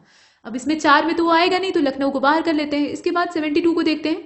Select the correct option related to sentence given below, district of Uttar Pradesh with highest slum population. Slum area को खत्म करने के पीछे सरकार पड़ी हुई है, तो स्लम पॉपुलेशन जो है वो कहाँ पर ज्यादा है? सबसे ज्यादा फर्रुखाबाद में है, मेरठ में है, बदायूं में है कि आजमगढ़ में? अब इसमें से अगर आप देखें तो करेक्ट आंसर क्या होगा इसका? 72 का करेक्ट आंसर क्या होगा? मेरठ हो जाएगा। इसमें आप ऐसे भी अंदाजा लगा सकते हैं, जितना बड़ा शहर रहेगा, जितना फैला और विस्तृत औद्योगिक शहर रहेगा, उतने ही ज्यादा उसमें स्लम्स भी होंगे, क्योंकि ये जो स्लम होते हैं ये इस तरह की मलिन बस्तियां उन कारीगरों की होती हैं या उन कामगारों की होती हैं जो कि छोटे मोटे काम करते हैं। ठीक है, तो ये आपने देखा। इसके बाद क्वेश्चन नंबर 73 को देखते हैं। 73 में कहा गया कि जनगणना नगर घोषित किए जाने के लिए किसी शहर की न्यूनतम जनसंख्या कितनी होनी चाहिए, ये आपको बताना है। तो 15,000 होनी चाहिए, 1,000 होनी चाहिए, 7,500 होनी चाहिए, क्या होनी चाहिए? तो कम से कम 5,000 होनी चाहिए, ये आपने पढ़ा होगा। इसके बाद आप देखें कि सेंसस 2011 के आंकड़े के हिसाब से किस शहर की जनसंख्या 2 मिलियन से कम है। अब इसमें आप देखिए शहरों के नाम दे रखे हैं, कानपुर है, लखनऊ है, आगरा है। देखिए 74 का करेक्ट आंसर क्या हो जाएगा? ए वाला हो जाएगा। मतलब मिलियन प्लस जनसंख्या वाले नगरों में कानपुर है, उसके बाद लखनऊ है, उससे थोड़ा कम, फिर गाजियाबाद है, फिर आगरा है। तो इसमें से बाहर फिर कौन सा होगा? आगरा हो जाएगा। आगे बढ़ते हैं। क्वेश्चन नंबर 75, मतलब 2 मिलियन से कम वाला पूछ रहा था, तो उसे हमने देखा।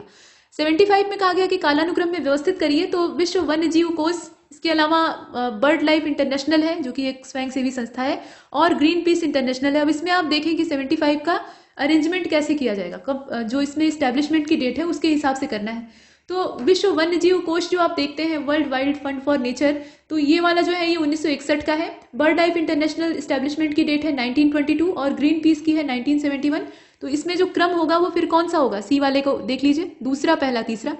इसके बाद अगले वाले को देखते हैं 76 में। वन्य जीव अपराध नियंत्रण ब्यूरो जो है, इसका क्षेत्रीय कार्यालय कौन से शहर में नहीं है, ये आपको बताना है। ये थोड़ा सा टेढ़ा क्वेश्चन है, इसमें ध्यान देना होगा। तो देखिए वन्य जीव अपराध नियंत्रण ब्यूरो जो है, इसका मुख्यालय नई दिल्ली में, मतलब जो मेन हेडक्वार्टर कहा जाता है, मेन लगाने की आवश्यकता ही नहीं है, जो हेडक्वार्टर है वो नई दिल्ली में। और कुछ जो है इसके जोनल ऑफिस हैं, तो उसमें दिल्ली है, कोलकाता है, मुंबई, चेन्नई और जबलपुर है। अब यहाँ पर भोपाल इससे बाहर हो गया है, तो भोपाल को निकाल लीजिए। इसके बाद 77 को देखते हैं।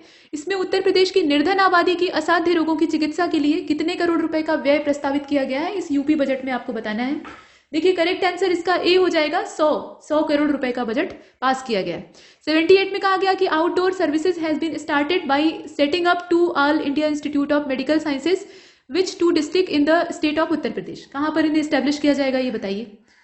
अब इसमें जिलों के नाम दिए हुए हैं, करेक्ट आंसर क्या होगा? डी वाला हो जाएगा, गोरखपुर और रायबरेली। ये आप देख सकते हैं, गोरखपुर और रायबरेली। इसके बाद अगले वाले को देखते हैं। 79 में कहा गया कि किस शहर को केंद्र सरकार ने स्मार्ट सिटी के तौर पर नहीं चुना है। तो सहारनपुर है, अलीगढ़ है, मथुरा है, झांसी है। अब इसमें से आप देखकर बताएं। देखिए 79 का करेक्ट आंसर सी हो जाएगा, मथुरा। मथुरा को इससे बाहर कर लीजिए।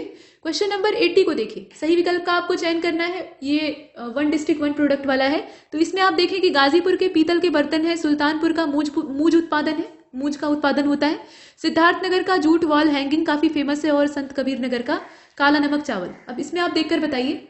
तो क्वेश्चन नंबर 80 का करेक्ट आंसर बी हो जाएगा। सही की तलाश आपको करनी थी, तो सुल्तानपुर का जो मूज उत्पादन है वो सही है। गाजीपुर की जूट वॉल हैंगिंग हो जाएगी, यहाँ सुल्तानपुर को आप निकाल लीजिए, जो सही दिया है, जूट वॉल हैंगिंग गाजीपुर। इसके अलावा सिद्धार्थनगर का काला नमक चावल, ये चावल की एक प्रजाति है, और संत कबीर नगर के पीतल के बर्तन। इसके बाद क्वेश्चन नंबर 81 को देखते हैं। 81 में आपको कहा है कि बानी नाम के छंदों की रचना किसने की है। अब यहाँ आप देखें, बानी कबीरदास ने की है, संत रैदास ने की है, सूरदास ने की है, किसने की है? तो संत रैदास के द्वारा की गई। ठीक है, कबीर के द्वारा नहीं की गई है। कबीरदास का तो बीजक है, साखी सबद रमैनी, तीनों को मिला के एक जगह कंपाइल कर दिया गया है, तो वो बीजक हो गया, तो वो नहीं होंगे, इसमें रैदास कवि हो जाएंगे। इसके बाद क्वेश्चन नंबर 82 को देखते हैं। निम्नलिखित में से सही विकल्प का आपको चयन करना है। तो डीम्ड यूनिवर्सिटीज दी हुई है, इसमें नेहरू ग्राम भारतीय विश्वविद्यालय जो कि प्रयागराज में है, ठीक है, उसकी लोकेशन सही दी है। इसके अलावा ये शोभित अभियांत्रिकी है, असल में यहाँ ध्यान दीजिएगा, शोभित अभियांत्रिकी प्रौद्योगिकी संस्थान ये गाजियाबाद में है। जेपी सूचना प्रौद्योगिकी संस्थान ये जो यहाँ आप देख रहे हैं ये मेरठ में है, और संतोष विश्वविद्यालय ये नोएडा में है। अब इसमें आप देखकर बताइए। देखिए इसका करेक्ट आंसर ए हो जाएगा, मतलब सही एकमात्र वही नेहरू ग्राम भारती वाला है, 2008 के समय में स्टैब्लिश होता है, प्रयागराज इसकी लोकेशन है। बाकी जितने हैं वो गलत है। शोभित अभियांत्रिकी संस्थान ये मेरठ में है, 2006 का, ठीक है, यहाँ गाजियाबाद दिया है, और संतोष विश्वविद्यालय गाजियाबाद का है। तो ये पूरा क्रम है। और जेपी वाला जो आप देख रहे हैं यहाँ पर वो नोएडा में है, 2004 में स्टैब्लिश होता है। तो बाकी जितने हैं गलत है, ए वाला सही है। इसके बाद 83 को देखते हैं। गलत विकल्प का आपको चयन करना है। Doctor Bhimrao Ambedkar museum and library ये रामपुर में है, ठीक है, म्यूजियम एंड लाइब्रेरी दोनों है इसमें। और इसके अलावा कालका बिंदादीन महाराज की ड्योढ़ी, यहाँ थोड़ा सा नाम पर ध्यान दीजिएगा, कालका बिंदादीन महाराज की ड्योढ़ी और कथक संग्रहालय, ये दो चीजें जो है ये लखनऊ में है, मतलब ये इनका क्षेत्र है। अब इसके बाद आप देखें लाल बहादुर शास्त्री स्मृति संग्रहालय वाराणसी में है। तो इसमें से गलत कौन सा है? देखिए 83 का डी हो जाएगा, कुछ भी गलत नहीं है, जितना है वो सब सही है। इसके बाद क्वेश्चन नंबर 84 को देखते हैं। इनकरेक्ट ऑप्शन आपको बाहर करना है। तो हरिदास जयंती ये वाराणसी में मनाई जाती है। वाटर स्पोर्ट्स फेस्टिवल ये प्रयागराज में होता है। और गढ़मुक्तेश्वर गंगा घाट मेला जो है ये हापुड़ में लगता है, और नौचंदी मेला लगता है मेरठ में। अब इसमें गलत क्या है? तो इसमें अगर आप देखें तो ऊपर वाला ही गलत है। हरिदास जयंती मनाई जाती है वृंदावन में, न कि वाराणसी में, ठीक है, तो यही वाला इसमें से बाहर है, बाकी सब सही है। इसके बाद क्वेश्चन नंबर 85 को देखिए। थारू विकास परियोजना को कब शुरू किया गया था? डेट बताइए। तो गांधी जी के जन्मदिन के दिन 1980 में शुरू किया गया था, और इसीलिए करेक्ट आंसर होगा सी वाला।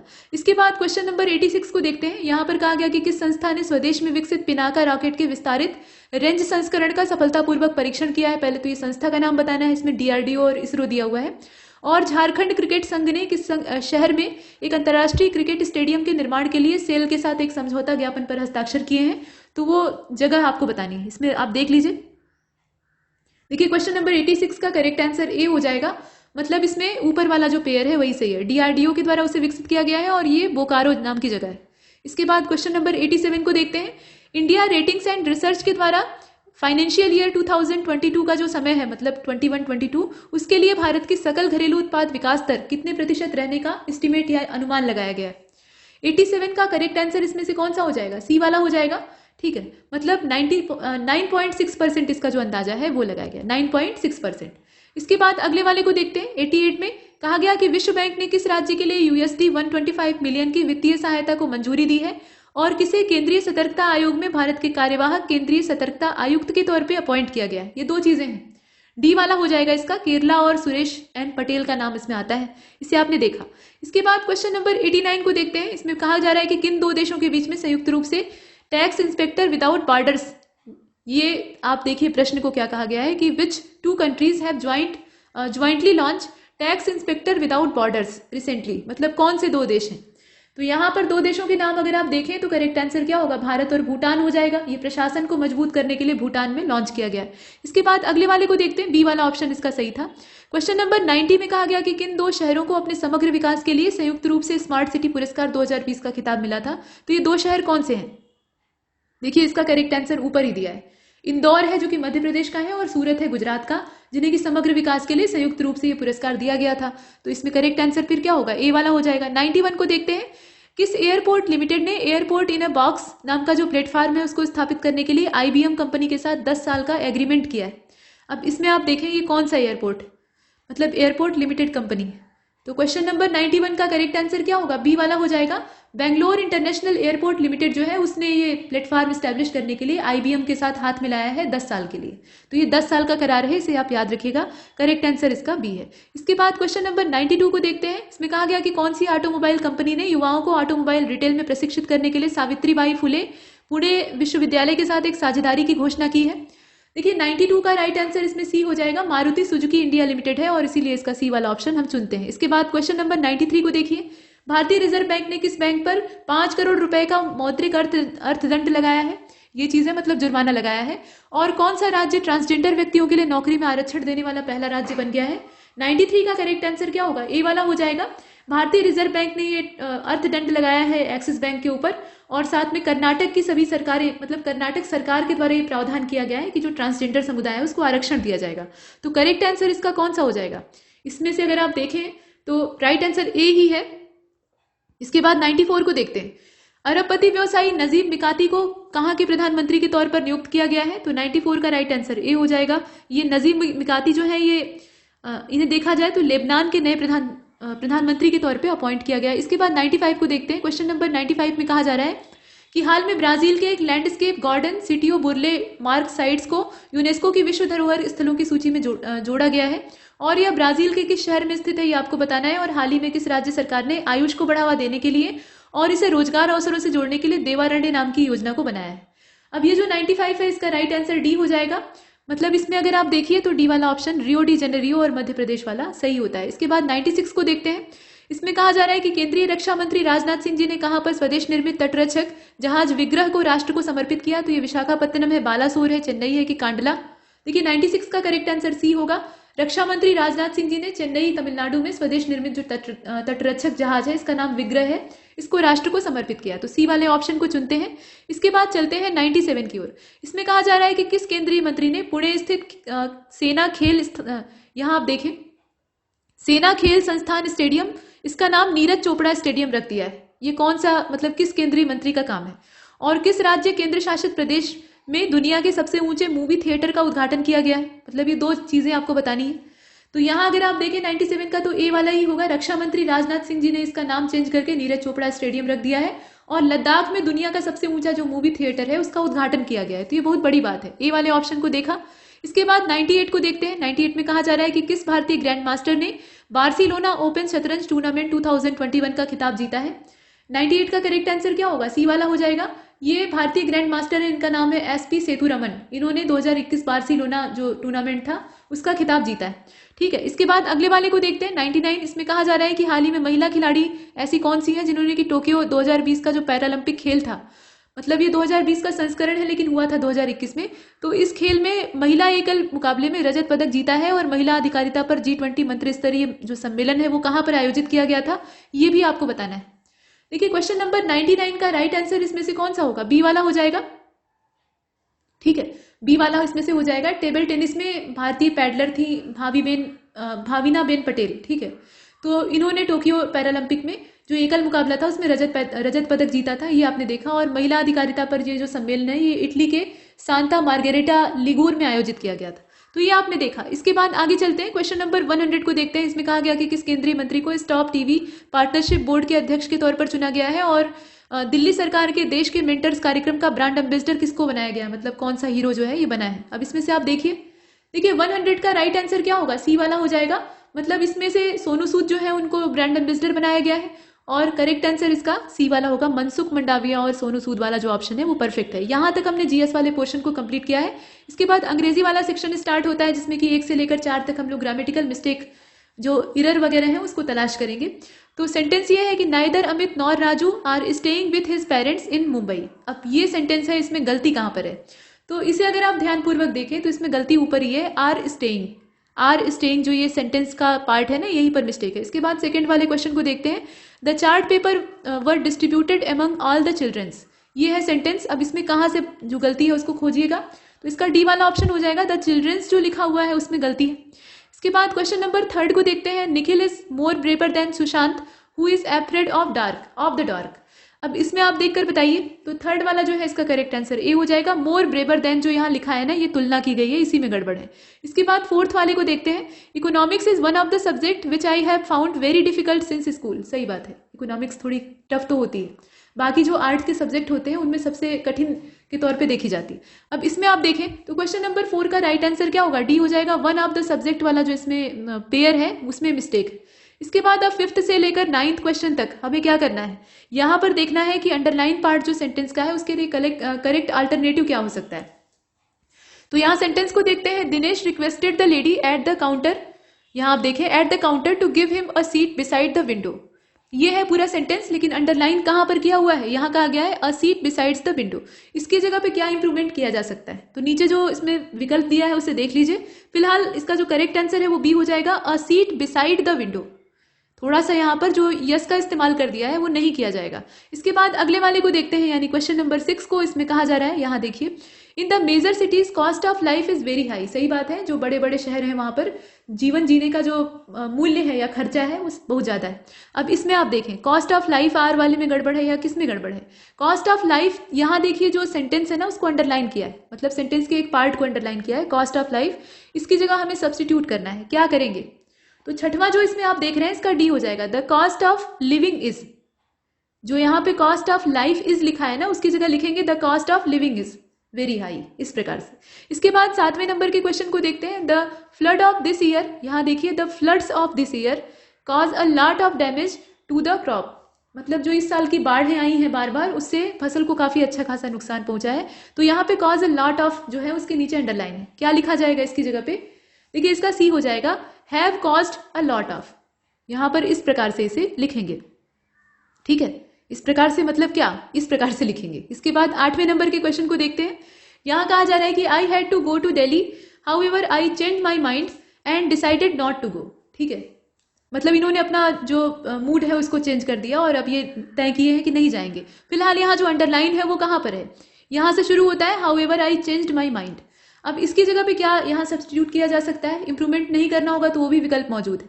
देखिए 8वां वाला जो है इसका डी ही हो जाएगा, कोई इंप्रूवमेंट की आवश्यकता नहीं है, सेंटेंस परफेक्ट है। इसके बाद 9वें नंबर के क्वेश्चन को देखिएगा, if I had been there I would surely solve the problem for you.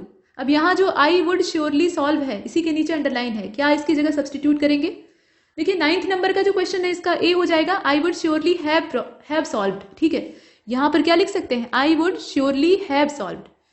तो इस प्रकार से लिखा जा सकता है। इसके बाद अब चलते हैं अगले वाले हिस्से की ओर, जहां पर एक्टिव पैसिव वॉइस वाला कॉन्सेप्ट शुरू होता है। सेंटेंस कुछ इस प्रकार से है, by whom was this window broken, 5 packets of milk were delivered by the milkman. थोड़ा अजीब अटपटा वाक्य है लेकिन कोई बात नहीं, अब इसे आपको कन्वर्ट करना है। कैसे कन्वर्ट करिएगा? तो देखिए 10वां जो है इसका करेक्ट आंसर ए हो जाएगा, हु ब्रोक दिस विंडो। ठीक है, यहाँ क्वेश्चन पूछा गया, who broke this window, the milkman delivered 5 packet of milk.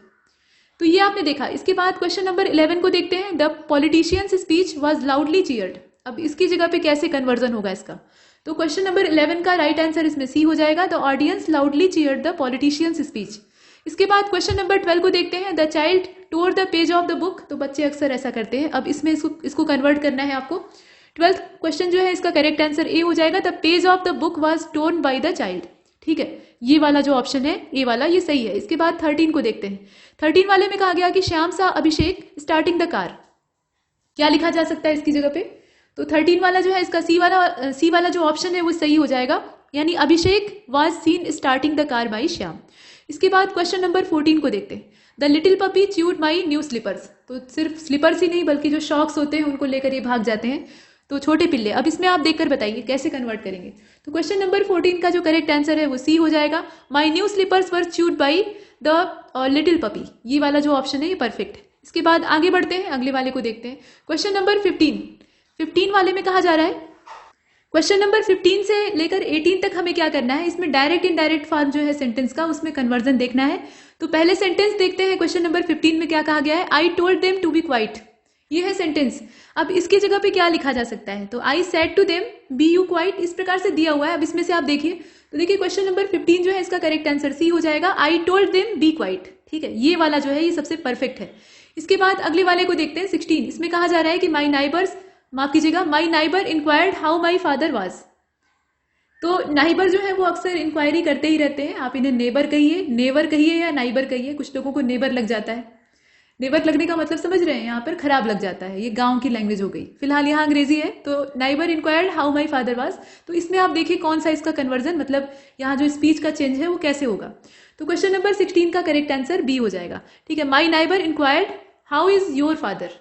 यहाँ देखिए प्रश्न सीधा पूछ लिया गया, डायरेक्ट स्पीच में इसका कन्वर्जन। इसके बाद अगले वाले को देखते हैं। क्वेश्चन नंबर 17 में कहा गया कि यहाँ देखिए, he exclaimed sadly that it was a pity that so many lives had been lost in the floods. अब यहाँ देखिए कि इसका कन्वर्जन कैसे होगा। तो क्वेश्चन नंबर 17 का करेक्ट आंसर सी हो जाएगा, he said sadly what a pity that so many lives have been lost in the floods. इसके बाद अगले वाले को देखते हैं। क्वेश्चन नंबर 18 में कहा गया कि द जज said to Jia stand in the witness box. तो ये आप देख रहे हैं, इसको कन्वर्ट कैसे करेंगे। तो क्वेश्चन नंबर 18 का राइट आंसर बी हो जाएगा, द जज told Jia to stand in the witness box. B वाला ऑप्शन हो जाएगा। इसके बाद 19वें से लेकर 23वें तक हमें क्या करना है, यहाँ पर जो शब्द अप्रोप्रिएट हो वो भरना है, मतलब फिलिंग द ब्लैंक आपको कुल मिलाकर यहाँ कंप्लीट करना है। तो देखिए सेंटेंस क्या दिया है, the nationalist followed a policy of non violence to make there. अब यहाँ पर आप क्या भरेंगे और उसके बाद लिखा है सक्सेसफुल। तो नीचे कुछ शब्द दिए हैं, जैसे कि एनकाउंटर दिया है, स्ट्रगल दिया है, पॉलिटिक्स दिया है, स्पीचेस दिया है, क्या भरा जाएगा। अब ये जो प्रश्न है इसमें अगर आप ध्यान से देखें तो करेक्ट आंसर इसका बी होगा, स्ट्रगल। ठीक है, अपने संघर्ष को सक्सेसफुल बनाने के लिए वो इस तरह की जो पॉलिसी है, नॉन वायलेंस वाली जो पॉलिसी है, इसको फॉलो करते हैं। इसके बाद अगले वाले को देखते हैं। क्वेश्चन नंबर 20 में एक फिर ब्लैंक स्पेस आपको दिखाई दे रहा है। कहा गया है कि जनरली पीपल यूज, अब इसके बाद ऑयल्स फॉर देयर कुकिंग। कौन सा ऑयल, तो cleared oil, refined oil, improved या फिर वास्ट, क्या भरा जाएगा। तो इतने सरल विकल्प है कि आप आराम से पहचान सकते हैं। कुकिंग ऑयल के तौर पर हम क्या यूज करते हैं कॉमनली, इसमें से रिफाइंड ऑयल हो जाएगा। हालांकि जो सरसों का तेल होता है, मस्टर्ड ऑयल होता है, उसको भी यूज करते हैं। खैर, अब इसके बाद 21 को देखते हैं। The committee's suggestion was not acceptable to everyone as it was. अब यहाँ पर कॉन्सिडरेट होगा, कंट्रोवर्सियल होगा, या फिर कॉन्क्रीट होगा, या फिर कन्वीनियंट होगा, क्या भरा जाएगा। देखिए क्वेश्चन नंबर 21 का करेक्ट आंसर बी हो जाएगा, कंट्रोवर्सियल। यहाँ पर भरिए कंट्रोवर्सियल। इसके बाद क्वेश्चन नंबर 22 को देख चलते हैं। यहाँ पर कहा जा रहा है कि during the night the express train picked up. अब इसके बाद क्या आगे भरा जाएगा कि ये सेंटेंस एकदम कंप्लीट हो जाए। तो स्पीड भर सकते हैं, डिस्टेंस भर सकते हैं, रेट भर सकते हैं, क्विक भर सकते हैं। देखिए 22 का राइट आंसर ए हो जाएगा, स्पीड भर सकते हैं। ठीक है, इसके बाद क्वेश्चन नंबर 23 में कहा गया कि bonsai gardening was first practised in China but become, और इसके बाद एक खाली जगह, बिकॉज ऑफ जापानीज। ठीक है, बिकॉज ऑफ द जापानीज। तो बोनसाई जो बागवानी का तरीका है, मतलब बौने पौधों को उगाना, पौधे बौने होते नहीं है, बनाए जाते हैं। तो उनको उगाने का तरीका ये पहले प्रैक्टिस में था चाइना में, मतलब शुरुआत वहीं से होती है, लेकिन जापानियों के द्वारा इसको लोकप्रिय बनाया जाता है। तो अब यहाँ पर क्या भरा जाएगा, फ्रीक्वेंट भरा जाएगा, प्रिवेलिंग भरा जाएगा, पॉपुलर भरा जाएगा, या फिर कस्टमरी भरा जाएगा। क्वेश्चन नंबर 23 का करेक्ट आंसर पॉपुलर हो जाएगा। प्रसिद्ध बनाने का जो इसमें श्रेय है वो जापानियों को जाता है। इसके बाद क्वेश्चन नंबर 24 से लेकर 29 तक हमें करना ये है कि एग्जैक्ट उसी की मीनिंग वाला या उसी के एक्सप्रेशन वाला वर्ड आपको जो है इसमें से खोजना है। मतलब जैसे अरोमा दिया है, सुगंध। अब इसके लिए सेम टू सेम समानार्थक शब्द जैसे होते हैं, सिनोनिम्स तो नहीं कह सकते, लेकिन हाँ एक्चुअली जो सेम मीनिंग वाले वर्ड है उनको देखना है। तो यहाँ स्नीज भरा जाएगा, स्टेंच भरा जाएगा, स्टिंक भरा जाएगा, सेंट भरा जाएगा, क्या भर सकते हैं 24, और इसका करेक्ट आंसर इसमें से डी हो जाएगा। सेंट भर सकते हैं, स्टिंक तो भरेंगे नहीं भाई, उल्टा नहीं करना है। इसके बाद क्वेश्चन नंबर 25 को देखते हैं। यहाँ कंफ्यूजन लिखा हुआ है, इसकी जगह क्या भर सकते हैं, मतलब सेम टू सेम मीनिंग वाला। 25 का राइट आंसर बी हो जाएगा, मॉडल भर सकते हैं। इसके बाद क्वेश्चन नंबर 26 को देखते हैं। यहाँ पर कहा जा रहा है कि फंडामेंटल लिखा है और उसी की तरह का मीनिंग वाला खोजिए। तो ट्राइबल लिख सकते हैं, एक्स्ट्रा लिख सकते हैं, सेकेंडरी लिख सकते हैं, बेसिक लिख सकते हैं। तो फंडामेंटल प्रिंसिपल क्या होते हैं, आधारभूत ही तो होते हैं, तो बेसिक हो जाएगा। इसके बाद क्वेश्चन नंबर 27 में कहा गया कि डिटेन है। अब इसकी जगह बताइए क्या लिखा जाए। तो इसका समानार्थी अगर आप ढूंढिएगा तो करेक्ट आंसर इसका ऊपर वाला ही दिया है, डिले। डिटेन और डिले में ज्यादा अंतर नहीं है। इसके बाद रिवाइव, पुनर्जीवित करना। अब यहाँ पर या फिर से उसको प्राप्त करना, तो यहाँ रिपीट हो जाएगा, रिव्यू हो जाएगा, रुइन हो जाएगा, रिकवर हो जाएगा, क्या होगा इसमें से, रिवाइव। क्वेश्चन नंबर 28 का करेक्ट आंसर डी हो जाएगा, रिकवर। इसके बाद इंगेज। इंगेज का मतलब क्या, मतलब यहाँ आप समानार्थी ही खोज लीजिए। तो डिसमिस लिख सकते हैं इसकी जगह पे, या फिर सेटल लिख सकते हैं, ऑक्युपाई लिख सकते हैं, रिलीज लिख सकते हैं, क्या लिखा जा सकता है। तो इसमें से सबसे बेहतर कौन सा है, ऑक्युपाई होगा। ठीक है, ये वाला आपने चुना। इसके बाद अब 30 से लेकर 33 तक हमें अपोजिट चुनना है, यानी उल्टा। तो अब इसमें एंटानिम देखिएगा, वेन लिखा है, अब इसकी जगह क्या लिखा जा सकता है, इंक्रीज लिखा जा सकता है, एबेट लिखा जा सकता है, फॉल या फिर ड्विंडल लिखा जा सकता है। और 30 वाला जो क्वेश्चन है इसका करेक्ट आंसर ए हो जाएगा, इंक्रीज लिखा जा सकता है। इसके बाद आप नीचे देख रहे हैं एरुडाइट लिखा हुआ है। अब एरुडाइट की जगह पे क्या लिख सकते हैं, एंड यहाँ इग्नोरेंट लिखा हुआ है, इसके अलावा सैवी लिखा हुआ है, हाइब्रो लिखा है, स्कॉलरी लिखा है। तो इसमें से कौन सा भरा जा सकता है, मतलब उल्टे के तौर पे आपको देखना है। तो इसका जस्ट अपोजिट इसमें से होगा 31 का ऊपर वाला, इसमें आप देखें इग्नोरेंट। ठीक है, ये इसका एंटोनिम है। इसके बाद अगले वाले को देखते हैं, 32 ऑफ बीट लिखा है, इसकी जगह पे क्या भरेंगे, कन्वेंशनल लिखा जा सकता है, वियर्ड लिखा जा सकता है, फ्रीकी लिख सकते हैं, या फिर यूनिक लिख सकते हैं। तो 32 का राइट आंसर ए हो जाएगा। कन्वेंशनल लिखा जा सकता है। इसके अलावा यहाँ पे देखें फ्यूटाइल लिखा हुआ है, मतलब फर्टाइल इसको कहा जाता है। तो ये जो फ्यूटाइल है इसकी जगह पे क्या अपोजिट में लिख सकते हैं? हॉलो लिख सकते हैं, वर्थलेस लिख सकते हैं, बैरन लिख सकते हैं, प्रोडक्टिव लिख सकते हैं। 33 का करेक्ट आंसर क्या होगा? डी वाला हो जाएगा, प्रोडक्टिव। इसके बाद अब 34 से लेकर 40 तक देखिए इसमें क्या कहा गया है। A large bundle bound for storage और ट्रांसपोर्ट, वाक्यांश के लिए एक शब्द, वन वर्ड सब्स्टिट्यूशन दिया हुआ है। तो अब इसमें से आप देखकर बताएं, तो इसे बंच कहेंगे, बेल कहेंगे, बेबी कहेंगे या फिर बैरल कहेंगे, क्या कहा जाएगा? 34 का करेक्ट आंसर बी हो जाएगा, बेल कहा जाएगा। इसके बाद अगले वाले को देखते हैं। One who studied the evolution of Mankind, तो ये जो विधा है अध्ययन की या पढ़ने की, उसको क्या कहते हैं? उसे सोशियोलॉजिस्ट कहते हैं। मतलब उस व्यक्ति को क्या कहते हैं असल में, ये कहा जा रहा है। यहाँ आप देखें ध्यान से, one who studies the evolution of Mankind, तो वह व्यक्ति क्या कहलाएगा? सोशियोलॉजिस्ट कहलाएगा, आर्कियोलॉजिस्ट कहलाएगा, या फिर डर्मेटोलॉजिस्ट कहलाएगा, या एंथ्रोपोलॉजिस्ट कहलाएगा?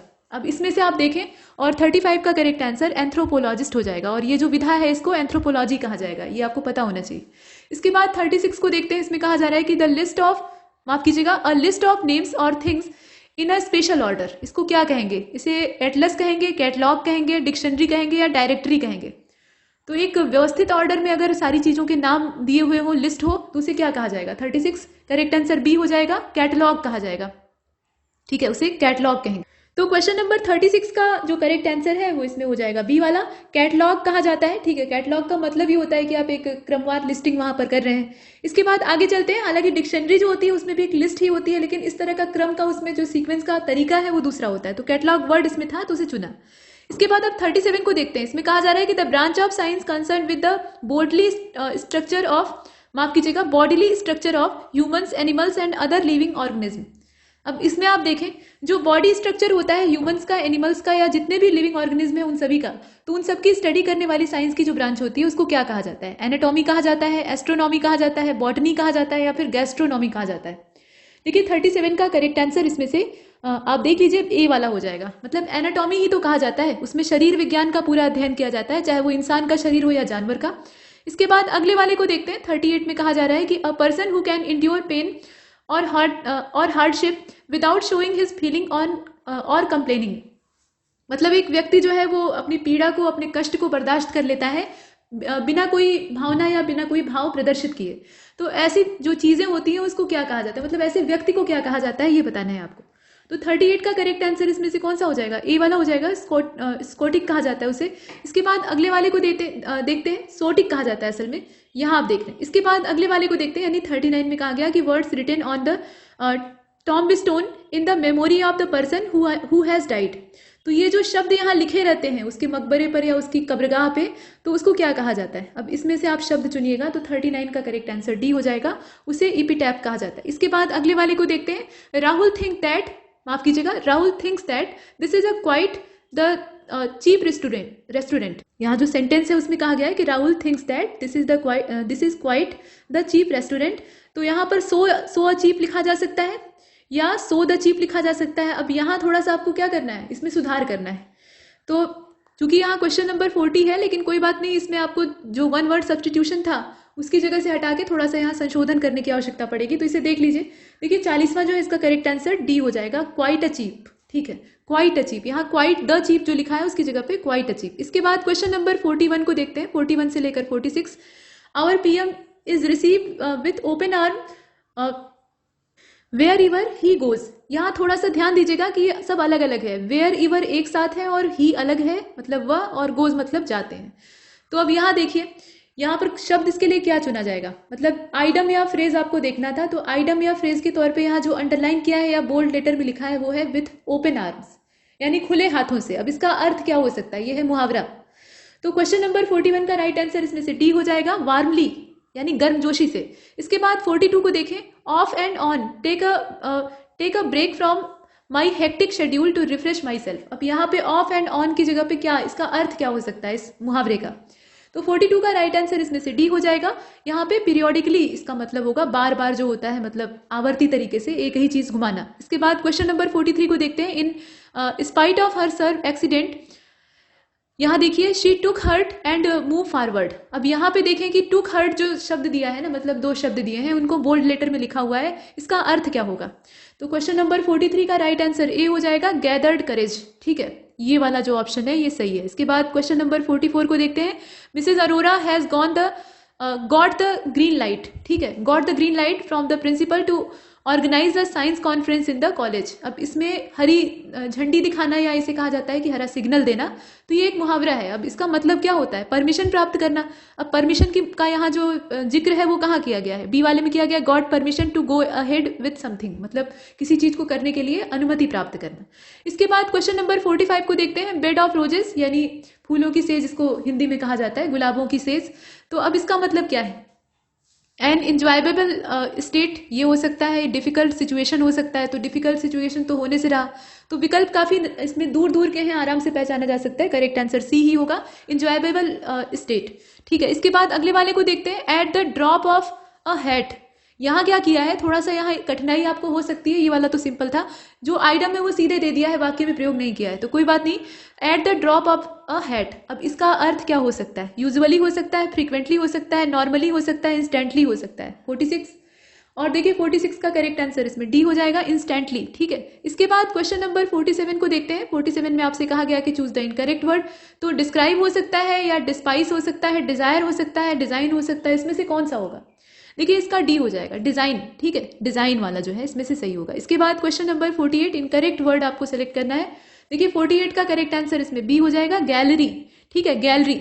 इसके बाद अगले वाले को देखते हैं। गैलरी की स्पेलिंग गलत लिखी है। क्वेश्चन नंबर 49 में इनकरेक्ट वर्ड मतलब स्पेलिंग वाइज देखना था, और 49 का राइट आंसर इसमें से बी हो जाएगा, मतलब हिंडरेंस जो लिखा है ना उसकी स्पेलिंग मिस्टेक है। इसके बाद लास्ट क्वेश्चन अंग्रेजी का देखते हैं, जिसमें इनकरेक्ट ही आपको तलाशना है, और इसका जो करेक्ट आंसर है वो इसमें से ए वाला हो जाएगा। यहाँ आप देखिए, यहाँ तक हमने अंग्रेजी वाले सेक्शन को देखा है। उसके बाद अब कंप्यूटर सेक्शन स्टार्ट होता है। इसमें आपको पहले ही पूछ लिया है कि कौन सा कंप्यूटर का घटक या भाग नहीं है। तो इनपुट यूनिट है, आउटपुट यूनिट है, ऐसे ही दो ऑप्शन और दिया है, और इसका जो करेक्ट आंसर है वो हो जाएगा बेसिक यूनिट। ये इससे बाहर है। इसके बाद क्वेश्चन नंबर 2 को देखिएगा। To collect a large amount of permanent data is used, क्या यूज होता है आप बताइए, मतलब कौन सी मेमोरी इस्तेमाल होती है? तो सेकंड वाला जो आप देख रहे हैं इसका करेक्ट आंसर ए हो जाएगा, जो एक्सटर्नल मेमोरी होती है वो यूज होती है। इसके बाद क्वेश्चन नंबर 3, मतलब जो इंटरनल मेमोरी है उसकी तो मात्रा सीमित होती है। एक्सटर्नल मेमोरी में आप एक्सपेंड कर सकते हैं डिवाइस की क्षमता के हिसाब से, तो वो बाहर से यूज होती है। इसके बाद थर्ड वाले क्वेश्चन को देखिए। इसमें कहा गया कि the signal which interrupt the CPU while executing a task which indicate the start और end of the task is called. इसको क्या कहा जाता है? वायरस कहा जाता है, वार्म कहा जाता है मतलब इंसेक्ट, या फिर एरर कहा जा सकता है, डिस्ट्रप्शन कहा जा सकता है। देखिए क्वेश्चन नंबर 3 का राइट आंसर इसमें हो जाएगा डी वाला, मतलब व्यवधान ही तो कहेंगे, मतलब बीच में बाधा पहुंच रही है तो उसको व्यवधान ही कहा जाएगा। इसके बाद क्वेश्चन नंबर 4 को देखते हैं। इसमें कहा जा रहा है कि कौन सा जो ई प्रोम है इसको ईपी रोम कहा जाता है। इसके बारे में सही नहीं है। तो रैंडम एक्सेस मेमोरी का ये एक प्रकार है, या erasable programmable read only memory है, मतलब रोम है, या फिर आप देखें कि नॉन वोलेटाइल मेमोरी है, या फिर सीक्वेंशियल एक्सेस मेमोरी है। ये किस प्रकार का है, मतलब क्या इसके बारे में सच नहीं है, ये आपको बताना है। मतलब ये मेमोरी तो है ही है, लेकिन किस तरह की मेमोरी है ये आपको पता होना चाहिए। तो फिलहाल क्वेश्चन नंबर 4 जो है इसका करेक्ट आंसर इसमें से ए हो जाएगा। रैंडम एक्सेस मेमोरी वाला जो इसमें से ऑप्शन है उसको बाहर कर लेंगे। इसके बाद क्वेश्चन नंबर 5 को देखिए। मॉडेम मॉडेम जो होता है ये एक हार्डवेयर डिवाइस है, ठीक है, और इसमें मतलब किस चीज को जोड़ने का काम होता है ये आपको बताना है। तो क्वेश्चन नंबर 5 और इसका करेक्ट आंसर बी हो जाएगा। टेलीफोन लाइन और कंप्यूटर को कनेक्ट किया जाता है। इसके बाद 6 वाले क्वेश्चन को देखते हैं। इसमें पूछा गया है कि default pointing device of laptop, मतलब लैपटॉप की जो डिफॉल्ट पॉइंटिंग डिवाइस होती है वो क्या होती है? टैब पैड होता है, ऑप्टिकल माउस होता है, टच पैड होता है, सेंसिटिव स्क्रीन होती है, इसमें से क्या होता है? देखिए 6 वाला जो क्वेश्चन आप देख रहे हैं इसका करेक्ट आंसर सी हो जाएगा। टच पैड होता है, ठीक है, टच पैड होता है। क्वेश्चन नंबर 7 को देखिए। Which one of the following is not a storage medium, इसमें से कौन सा? तो hard disk, monitor, flash drive, DVD, कौन सा होगा? देखिए 7 नंबर का जो क्वेश्चन है इसका करेक्ट आंसर बी हो जाएगा। मॉनिटर इसमें से बाहर हो जाएगा, जो कि इसमें शामिल नहीं है। इसके बाद अगले वाले को देखते हैं। ट्रांजिस्टर की खोज कौन सी जनरेशन में होती है? अब इसमें आप देखकर बताइए। तो देखिए क्वेश्चन नंबर 8 और इसका जो राइट आंसर है वो इसमें से बी वाला हो जाएगा, जो सेकंड जनरेशन होती है उसमें होता है। इसके बाद कंप्यूटर का कौन सा भाग सूचना को स्टोर करने में सहायक होता है? तो अब इसमें आप देखें, देखिए 9th वाला जो है इसका सी हो जाएगा। डिस्क ड्राइव जो होती है उसी में स्टोर किया जाता है कॉमन तरीके से। Question number 10, another name of computer program, क्या कहा जाता है इसे? तो 10th नंबर का जो क्वेश्चन है इसका करेक्ट आंसर हो जाएगा बी वाला। कंप्यूटर सॉफ्टवेयर कहा जाता है, सॉफ्टवेयर के ही फॉर्मेट में वो रहता है। 11th नंबर के क्वेश्चन में आपसे पूछा गया कि कंप्यूटर का जो सिस्टम होता है उसमें कैश किसके उपयोग के कारण बढ़ जाता है।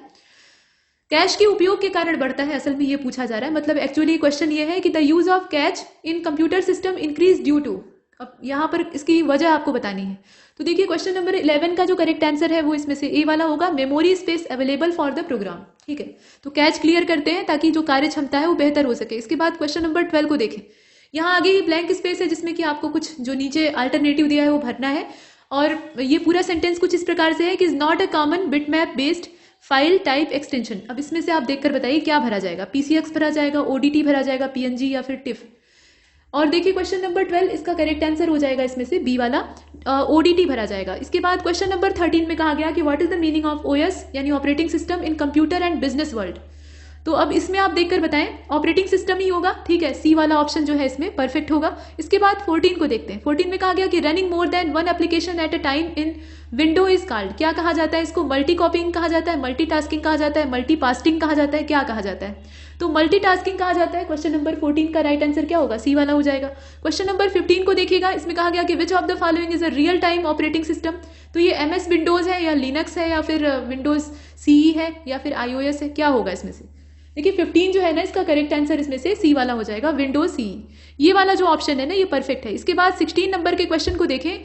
इसमें कहा गया कि द रिलोकेशन एंड एलोकेशन, यहाँ पर कहा गया कि the relocation and allocation of the space in memory for multiple computing task is called. इसको क्या कहा जाता है, मल्टी प्रोग्रामिंग कहा जाता है, नेटवर्किंग कहा जाता है, मल्टीटास्किंग कहा जाता है, मेमोरी मैनेजमेंट कहा जाता है। और ये जो 16 नंबर का क्वेश्चन है इसका करेक्ट आंसर डी हो जाएगा, मेमोरी मैनेजमेंट कहा जाता है। इसके बाद क्वेश्चन नंबर 17 में पूछा गया कि in relation to user interface the abbreviation CUI stand for, इसको क्या कहा जाता है। देखिए यहाँ पे फुल फॉर्म इसका पता होना चाहिए। और कुल मिलाकर 17 नंबर का जो क्वेश्चन है इसका करेक्ट आंसर बी हो जाएगा, कमांड लाइन इंटरफेस। ठीक है, ये कहा जाता है। इसके बाद क्वेश्चन नंबर 18 को कहा गया कि कंप्यूटर जगत में उस पद्धति को क्या कहते हैं जिसके द्वारा किसी चल रहे कंप्यूटर सिस्टम को बिना पावर ऑफ किए रीस्टार्ट किया जा सकता है। वो क्या होता है, वार्म बूट होता है कि कोल्ड रीबूट होता है। मतलब यहाँ पे बूट नहीं है, रीबूट है, यानी फिर से बूट करना। तो बताइए इसमें से क्या होगा, इसका बी हो जाएगा, वार्म रिबूट कहा जाता है। रिबूट इसलिए क्योंकि एक बार तो पहले ही कर चुके हैं। क्वेश्चन नंबर 19 को देखिए, द बाइनरी वर्जन ऑफ 704.8। ठीक है, इसका बाइनरी रूपांतरण आपको बताना है। तो बाइनरी में 2 ही डिजिट होती है, 0 और 1, उसी में आपको कन्वर्ट करना होता है। और इसका जो करेक्ट आंसर है वो क्या होगा इसमें से, जो 19वां है बी वाला हो जाएगा। मतलब 111000 मतलब 11100100, ये वाला जो इसमें दिया है वो परफेक्ट है। इसके बाद क्वेश्चन नंबर 20 को देखिएगा, who is called the father of Indian super computer, किसको कहा जाता है। और इसका जो राइट आंसर है वो इसमें हो जाएगा विजय भटकर। ठीक है, विजय भटकर जी को कहा जाता है, इसे हमने देखा। हिंदी वाले सेक्शन को देखते हैं, शीघ्र जाओ और किसे बुला कर लाओ। अब यहाँ पर जो शब्द है वो कौन सा भरा जाएगा, तो उसे बुला कर लाओ, तुम्हें बुला कर लाओ, मुझे बुला कर लाओ। तो तुम्हें और मुझे तो सामने ही खड़े हैं, तो इसमें जो अन्य पुरुष है वो इस्तेमाल होगा ना, तो इसमें से हो जाएगा उसे बुला कर लाओ। ये थोड़ा ही है कि शीघ्र जाओ और मुझे बुला कर लाओ, मैं यहीं खड़ा हूं, ऐसे नहीं होता। इसके बाद सेकंड क्वेश्चन को देखते हैं, तल्लीन का संधि विच्छेद क्या होगा, तत् धन लीन। तो इसमें से करेक्ट आंसर ऊपर वाला होगा। इतना सरल विकल्प है कि आप आराम से बाहर कर सकते हैं सबको। क्वेश्चन नंबर 3 में कहा गया कि गलत कथन कौन सा है, तो संधि में 2 पक्षों का मेल होता है, सही बात है। संधि तोड़ने को विच्छेद कहा जाता है, वो भी सही है। समास के पदों के प्रत्यय समाप्त कर दिए जाते हैं। समास के जो पद होते हैं उसमें से प्रत्यय को हटा देते हैं। और समास तोड़ने की जो प्रक्रिया होती है उसको विग्रह कहा जाता है। अब इसमें आप बताइए, तो देखिए जो 3rd वाला क्वेश्चन है इसका ऊपर वाला ही गलत है। संधि में 2 पक्षों का मेल होता है। इसमें क्या होता है, 2 पक्षों का मेल नहीं होता है, बल्कि 2 जो शब्द समूह है उनका मेल होता है, उसको पक्ष नहीं कहा जा सकता है। यहाँ थोड़ा सा शब्दों का हेरफेर है, हालांकि ये भी लॉजिकली गलत नहीं है, लेकिन व्याकरण के लिहाज से थोड़ा सा इसे अशुद्ध माना जा सकता है। इसके बाद क्वेश्चन नंबर 4 को देखते हैं, गलत कथन इसमें देखना है आपको। और ये जो 4th वाला है ना, इसमें बाकी सब तो ठीक है, लेकिन इसका जो सी वाला विकल्प है उसमें देखिए क्या कहा गया है कि ये जो यहाँ पर थोड़ा सा ये लिखने में मिस्टेक है। इसका यहाँ शब्द का इस्तेमाल न करके सिंबल का इस्तेमाल किया है, तो कोई बात नहीं। ये जो 2 बिंदु होता है ना, इसको विसर्ग चिन्ह कहा जाता है। और ये जिन शब्दों के योग में दिखाई दे जाता है तो वहां विसर्ग संधि का इस्तेमाल होता है, यही है। तो कुछ इस प्रकार से वाक्य है और यही गलत है। इसमें कहा गया है कि विसर्ग के साथ विसर्ग का अगर मेल हो जाए तो इस प्रकार के विकार को विसर्ग संधि कहा जाता है। मतलब एक हिस्से में विसर्ग होता है, दूसरे में नहीं होता है, दोनों तरफ थोड़े रहेगा, ऐसे नहीं होता। तो विसर्ग संधि में सिर्फ एक ही तरफ होता है। अब इसमें यही गलत दिया है, ठीक है। इसके बाद अगले वाले को देखते हैं। क्वेश्चन नंबर 5 में कहा गया कि परमानंद शब्द में कौन सा समास है। और ये जो फिफ्थ वाला है इसका करेक्ट आंसर बी हो जाएगा, कर्मधारय है और कौन सा होगा। इसके बाद अगले वाले को देखते हैं, संभव है कि वह आ जाए। संभव है कि वह आ जाए, अब ये किस प्रकार की क्रिया का विशेषण है या किस प्रकार का इसमें क्रिया विशेषण है ये आपको बताना है। तो कालवाचक है, परिमाणवाचक है, रीतिवाचक है या इसमें से कुछ नहीं। जो छठवां आप देख रहे हैं इसका करेक्ट आंसर सी हो जाएगा, रीतिवाचक है। रीतिवाचक इसलिए है क्योंकि आपको पहले से ही मालूम है कि वो हर बार आता रहा है, एक निश्चित समय पर आता रहा है, उसे आपने बुलाया है तो हर बार वो आया है, यानी एक परंपरा के लिहाज से भी वो चल रहा है, बार बार उसका आना। तो इस बार भी संभावना है कि वो आ जाए। ये पीछे के अनुभव के आधार पर ही तो आप कह रहे हैं, किसी नए व्यक्ति के लिए थोड़े ही कहेंगे कि संभव है कि आ जाए। कोई जाना पहचाना होगा तो उसी के लिए कहेंगे जिसकी की आदतें आप पहले से देख रहे हैं। इसके बाद क्वेश्चन नंबर 7 को देखिए, इसमें कहा जा रहा है कि कष्टदायक का अनेकार्थी शब्द क्या होगा, तो भयानक, विपत्ति, ऐतराज क्या होगा इसमें से। देखिए 7वें नंबर का जो क्वेश्चन है इसका ए हो जाएगा, भयानक।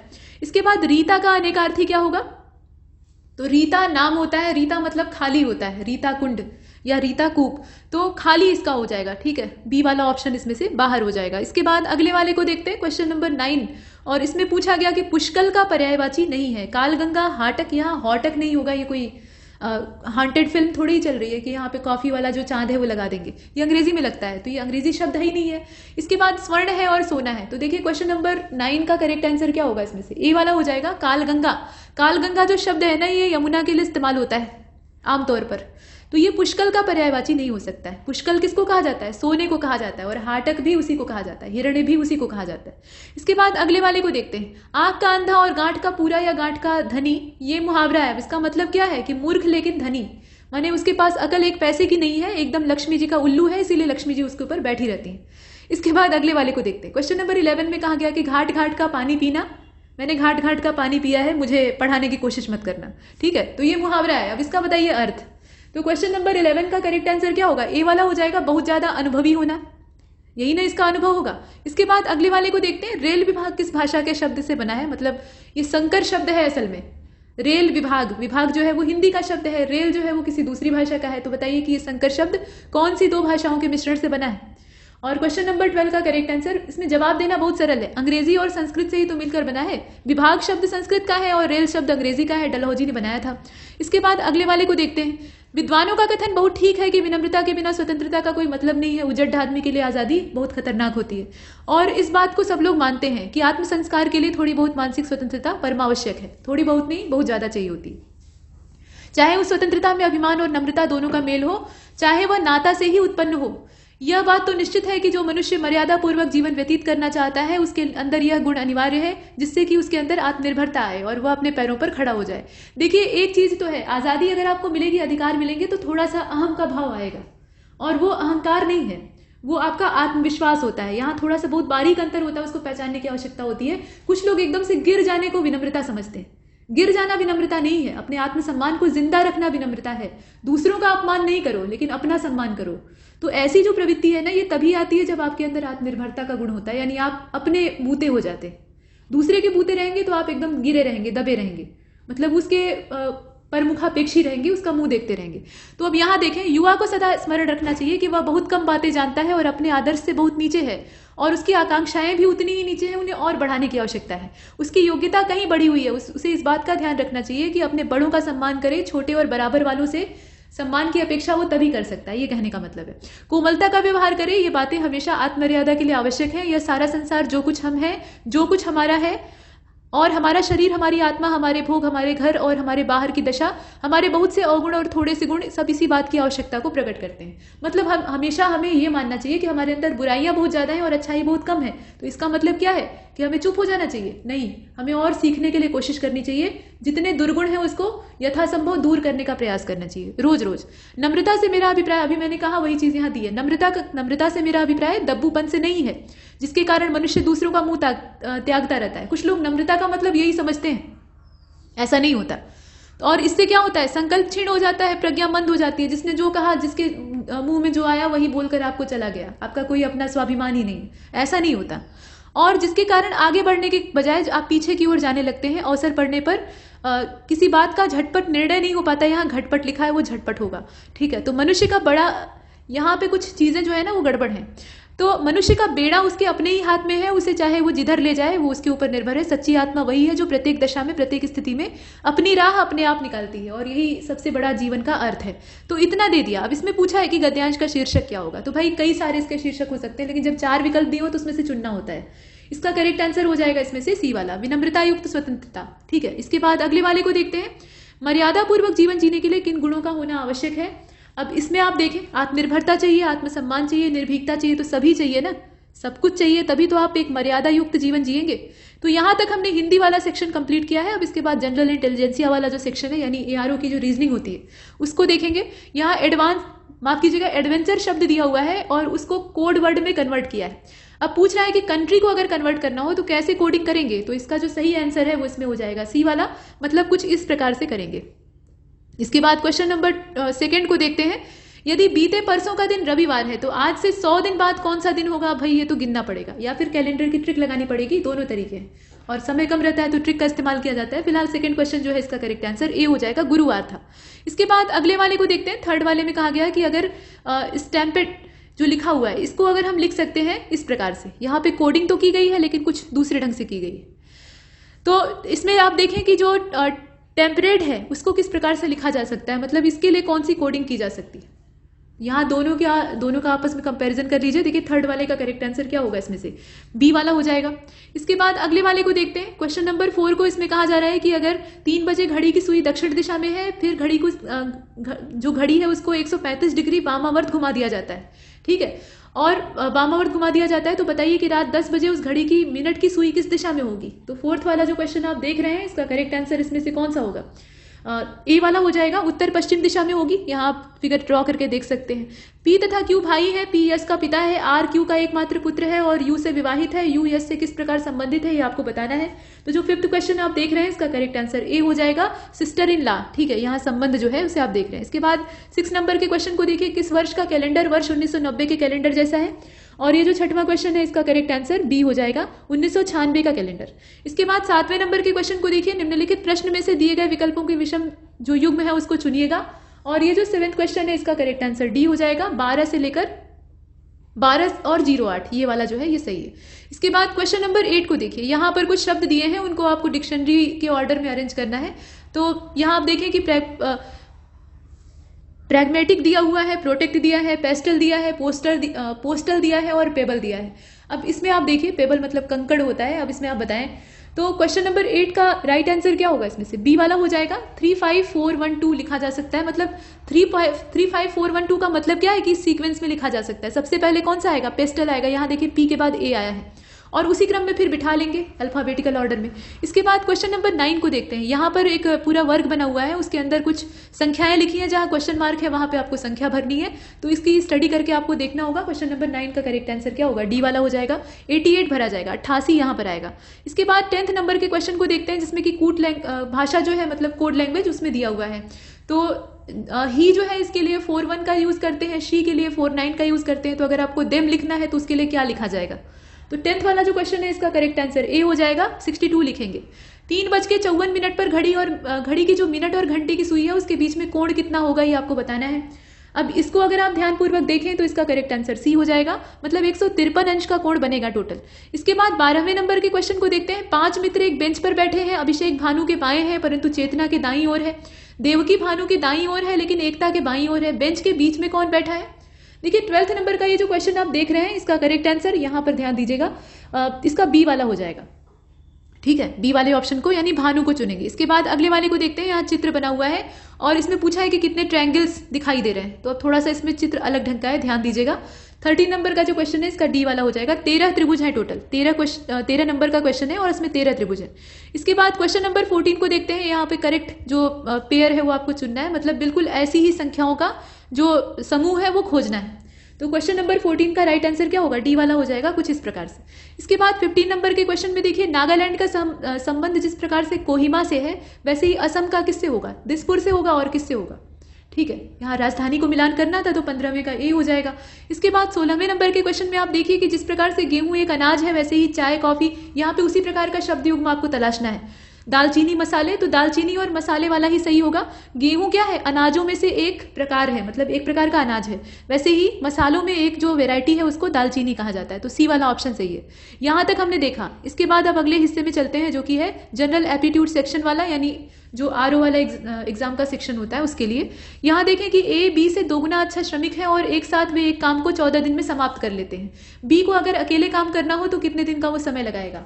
अब इसे अगर आप देखें तो इसका करेक्ट आंसर इसमें से सी वाला हो जाएगा, 42 दिन का समय तो उसे लगेगा ही। इसके बाद नेक्स्ट क्वेश्चन को देखते हैं। मानसी के दादाजी कहते हैं कि मानसी, अभी मैं तुम्हारे पिता से 30 साल बड़ा हूं।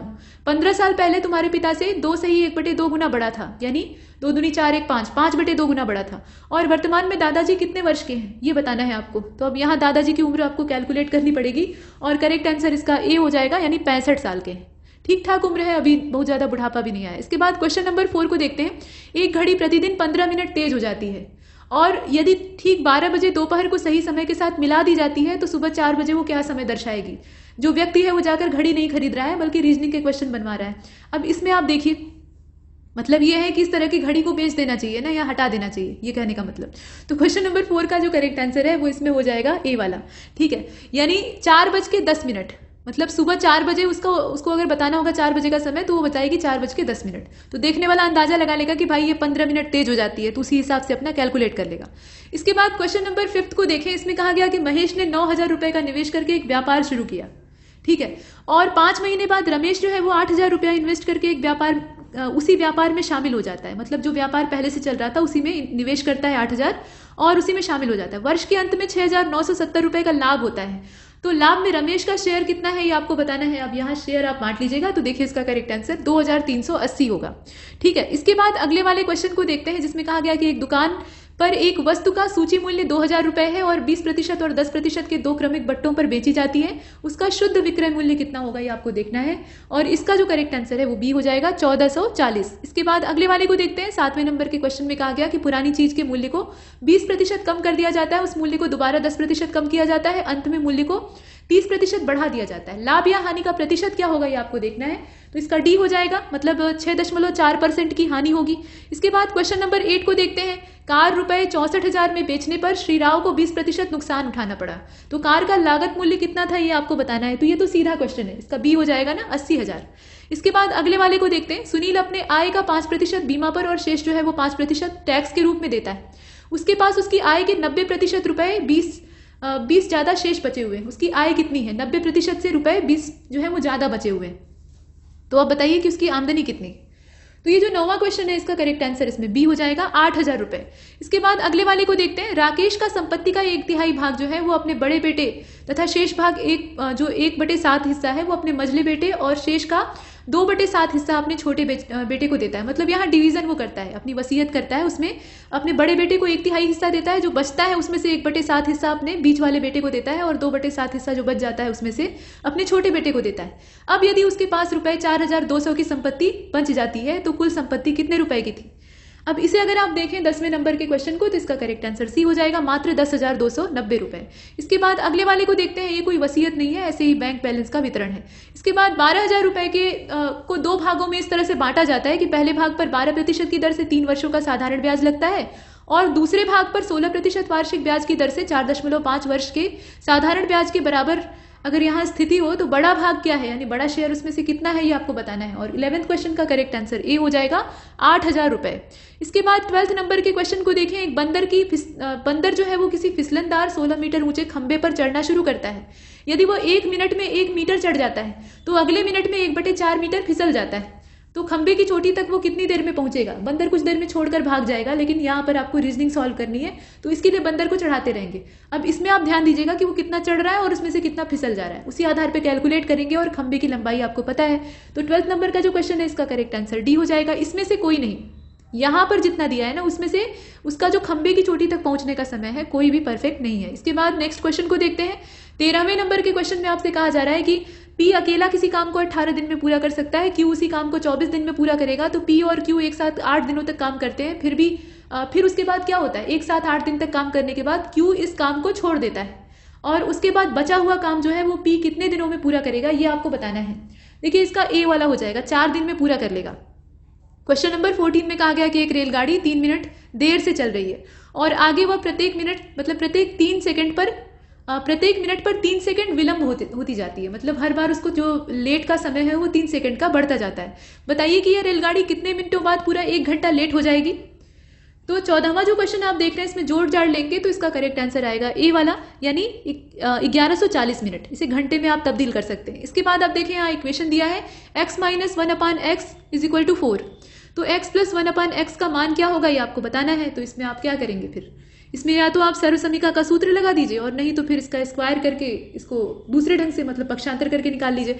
इसमें कई तरीके लगाने के हो सकते हैं। फिलहाल इसका करेक्ट आंसर जो 15 वाला है क्या हो जाएगा, इसमें से सी वाला हो जाएगा 2√5। ये जो आप देख रहे हैं 2 करणी में 5। इसके बाद 16वें प्रश्न को देखते हैं जो लास्ट क्वेश्चन है। परीक्षा में 70% विद्यार्थी जो है वो अंग्रेजी में उत्तीर्ण हो जाते हैं, 80% गणित में पास हो जाते हैं, दोनों में 10% फेल भी हो जाते हैं और दोनों विषयों में मिलाकर 144 उम्मीदवार जो है वो उत्तीर्ण हुए हैं। तो इस परीक्षा में उम्मीदवारों की संख्या कितनी थी। तो इसमें से अब अगर आप देखें तो इसका करेक्ट आंसर 240 हो जाएगा। 240 उम्मीदवार थे टोटल। तो यहाँ तक हमने इस मॉक टेस्ट को कंप्लीट किया है। तब तक के लिए नमस्कार।